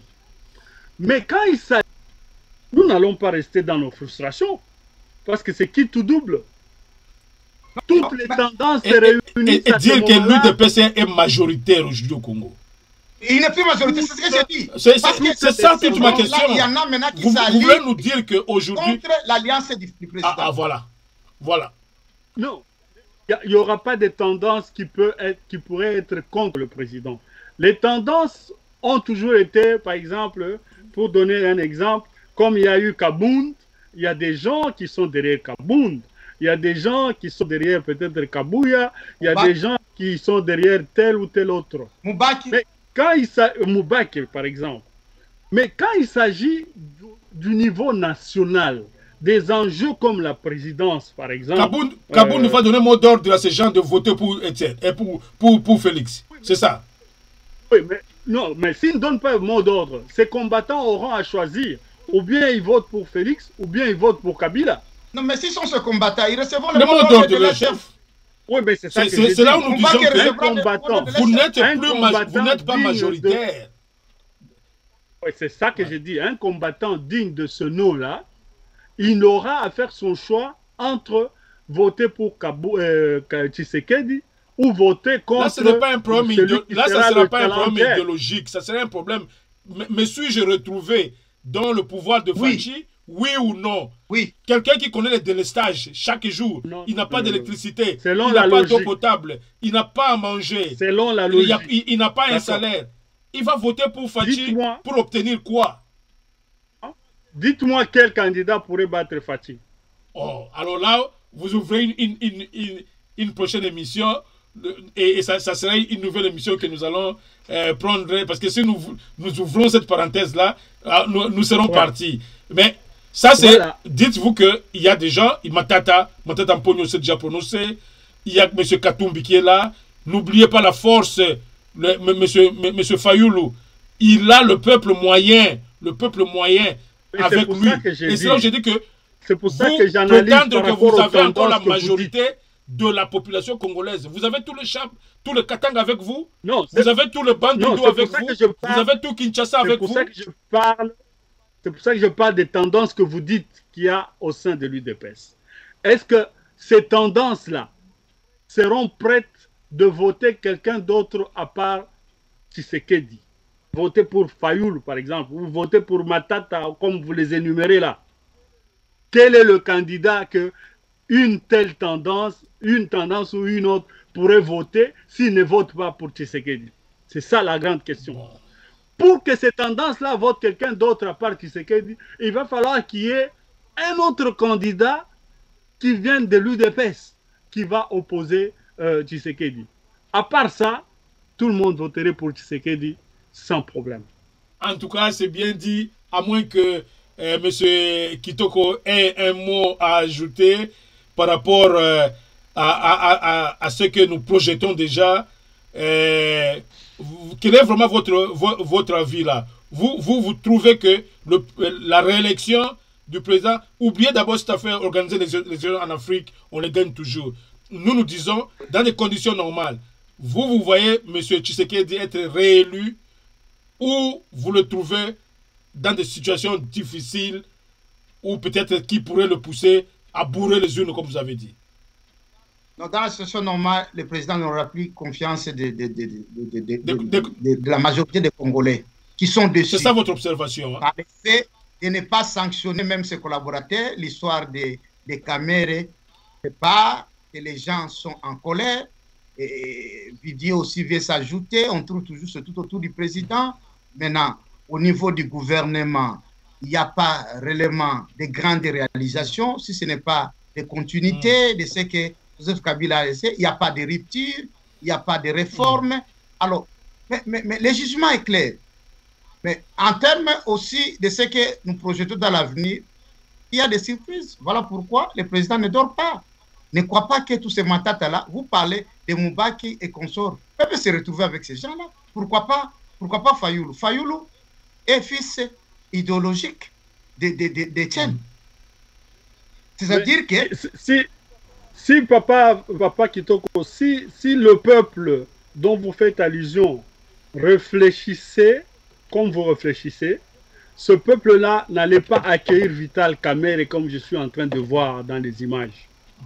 Non, Vital est chez lui là, ça c'est un coin. Que les gens ne disent pas que Vital est fort. Voilà, parce qu'il est chez lui, les gens ont oublié qu'il a volé, les gens ont oublié qu'il a été un piètre gestionnaire. Non, c'est ce que je me dis. Ne voyez pas ce nombre-là acheté, organisé, et il y a aussi, si vous voulez, peut-être creuser l'abcès, il a eu aussi l'appui du président. Naturellement. Il a mandaté pour aller là-bas. Il est allé jusqu'à Bounangana. Ce peuple-là ne réfléchit pas comme vous réfléchissez. Parce que je suis sûr que vous, si vous étiez là-bas à Goma, vous n'aurez pas passé un seul moment à aller accueillir Vital. Vous ne le recevrez même pas. Mais malheureusement, ce peuple-là ne réfléchit pas comme ça. Ils sont allés l'accueillir. Kamerhe est allé là-bas comme premier ministre, Papa Kayembe. Un premier ministre, il y a les bourgmestres, les gouverneurs qui sont mobilisés pour vous accueillir. Ça fait un nombre. Mais je vous dis, réellement, si Kamerhe croit qu'il peut... D'ailleurs, dans les élections passées, pourquoi il n'a pas gagné à Goma? Alors Fayoulou a gagné parce que les gens là appuient Katumbi. Je vous dis que là, c'est encore l'appui du président. Mais j'ai dit, il est impopulaire. Oui, mais si c'est l'appui du président, acceptez alors que le président est populaire partout, non? Non, le président c'est celui qui contrôle les institutions. C'est ça que nous disons ici. Voilà. Hein? Voilà qui se termine en beauté cette émission. Nous ne pouvons pas déborder le temps à outrance. Nous avons fait passer un message quand même. Chacun a dit ce qu'il pouvait. Et les Congolais vont se faire eux-mêmes une idée de ce qu'est le pouvoir de Fachi. Mais pour ce qui est du train de vie des institutions, nous attendons parce que le gouvernement a dit que le président de la République a donné des instructions formelles pour qu'on travaille dessus et qu'on réduise le temps des institutions. On va prendre le président au mot, on va prendre le gouvernement au mot dans les jours à venir pour voir si cela est fait. Et si cela n'est pas fait, nous viendrons encore constater ici que le budget de l'État congolais est fait seulement pour un groupe de gens et non pas pour les Congolais. Et nous disons que, bon, nous sommes à la veille des élections pratiquement. Il n'y a plus rien à compter, même si M. Kayembe a insinué pour dire que non, le mandat n'est pas encore fini, à moins qu'on fasse un miracle pour qu'on trouve quelque chose d'intéressant. Mais en tout cas, on laisse aux Congolais le temps de réfléchir, ceux-là qui ont suivi Kamerhe, de réfléchir 2 fois et demain de porter à la tête du pays le véritable Congolais qui pourra le mériter et non pas à cause du simple fanatisme. Nous avons dit, nous vous remercions pour ce soir que vous êtes venus répondre à notre invitation de e-Canal Télé. Et je crois que nous allons renouer avec nos habitudes au moins une fois par semaine, que nous puissions passer en revue l'actualité. Et en tout cas, nous allons nous retrouver donc à la prochaine si vous voulez bien. Merci beaucoup à vous et téléspectateurs de Ikayan Télé. Merci beaucoup. Merci. Merci à Ok. tous.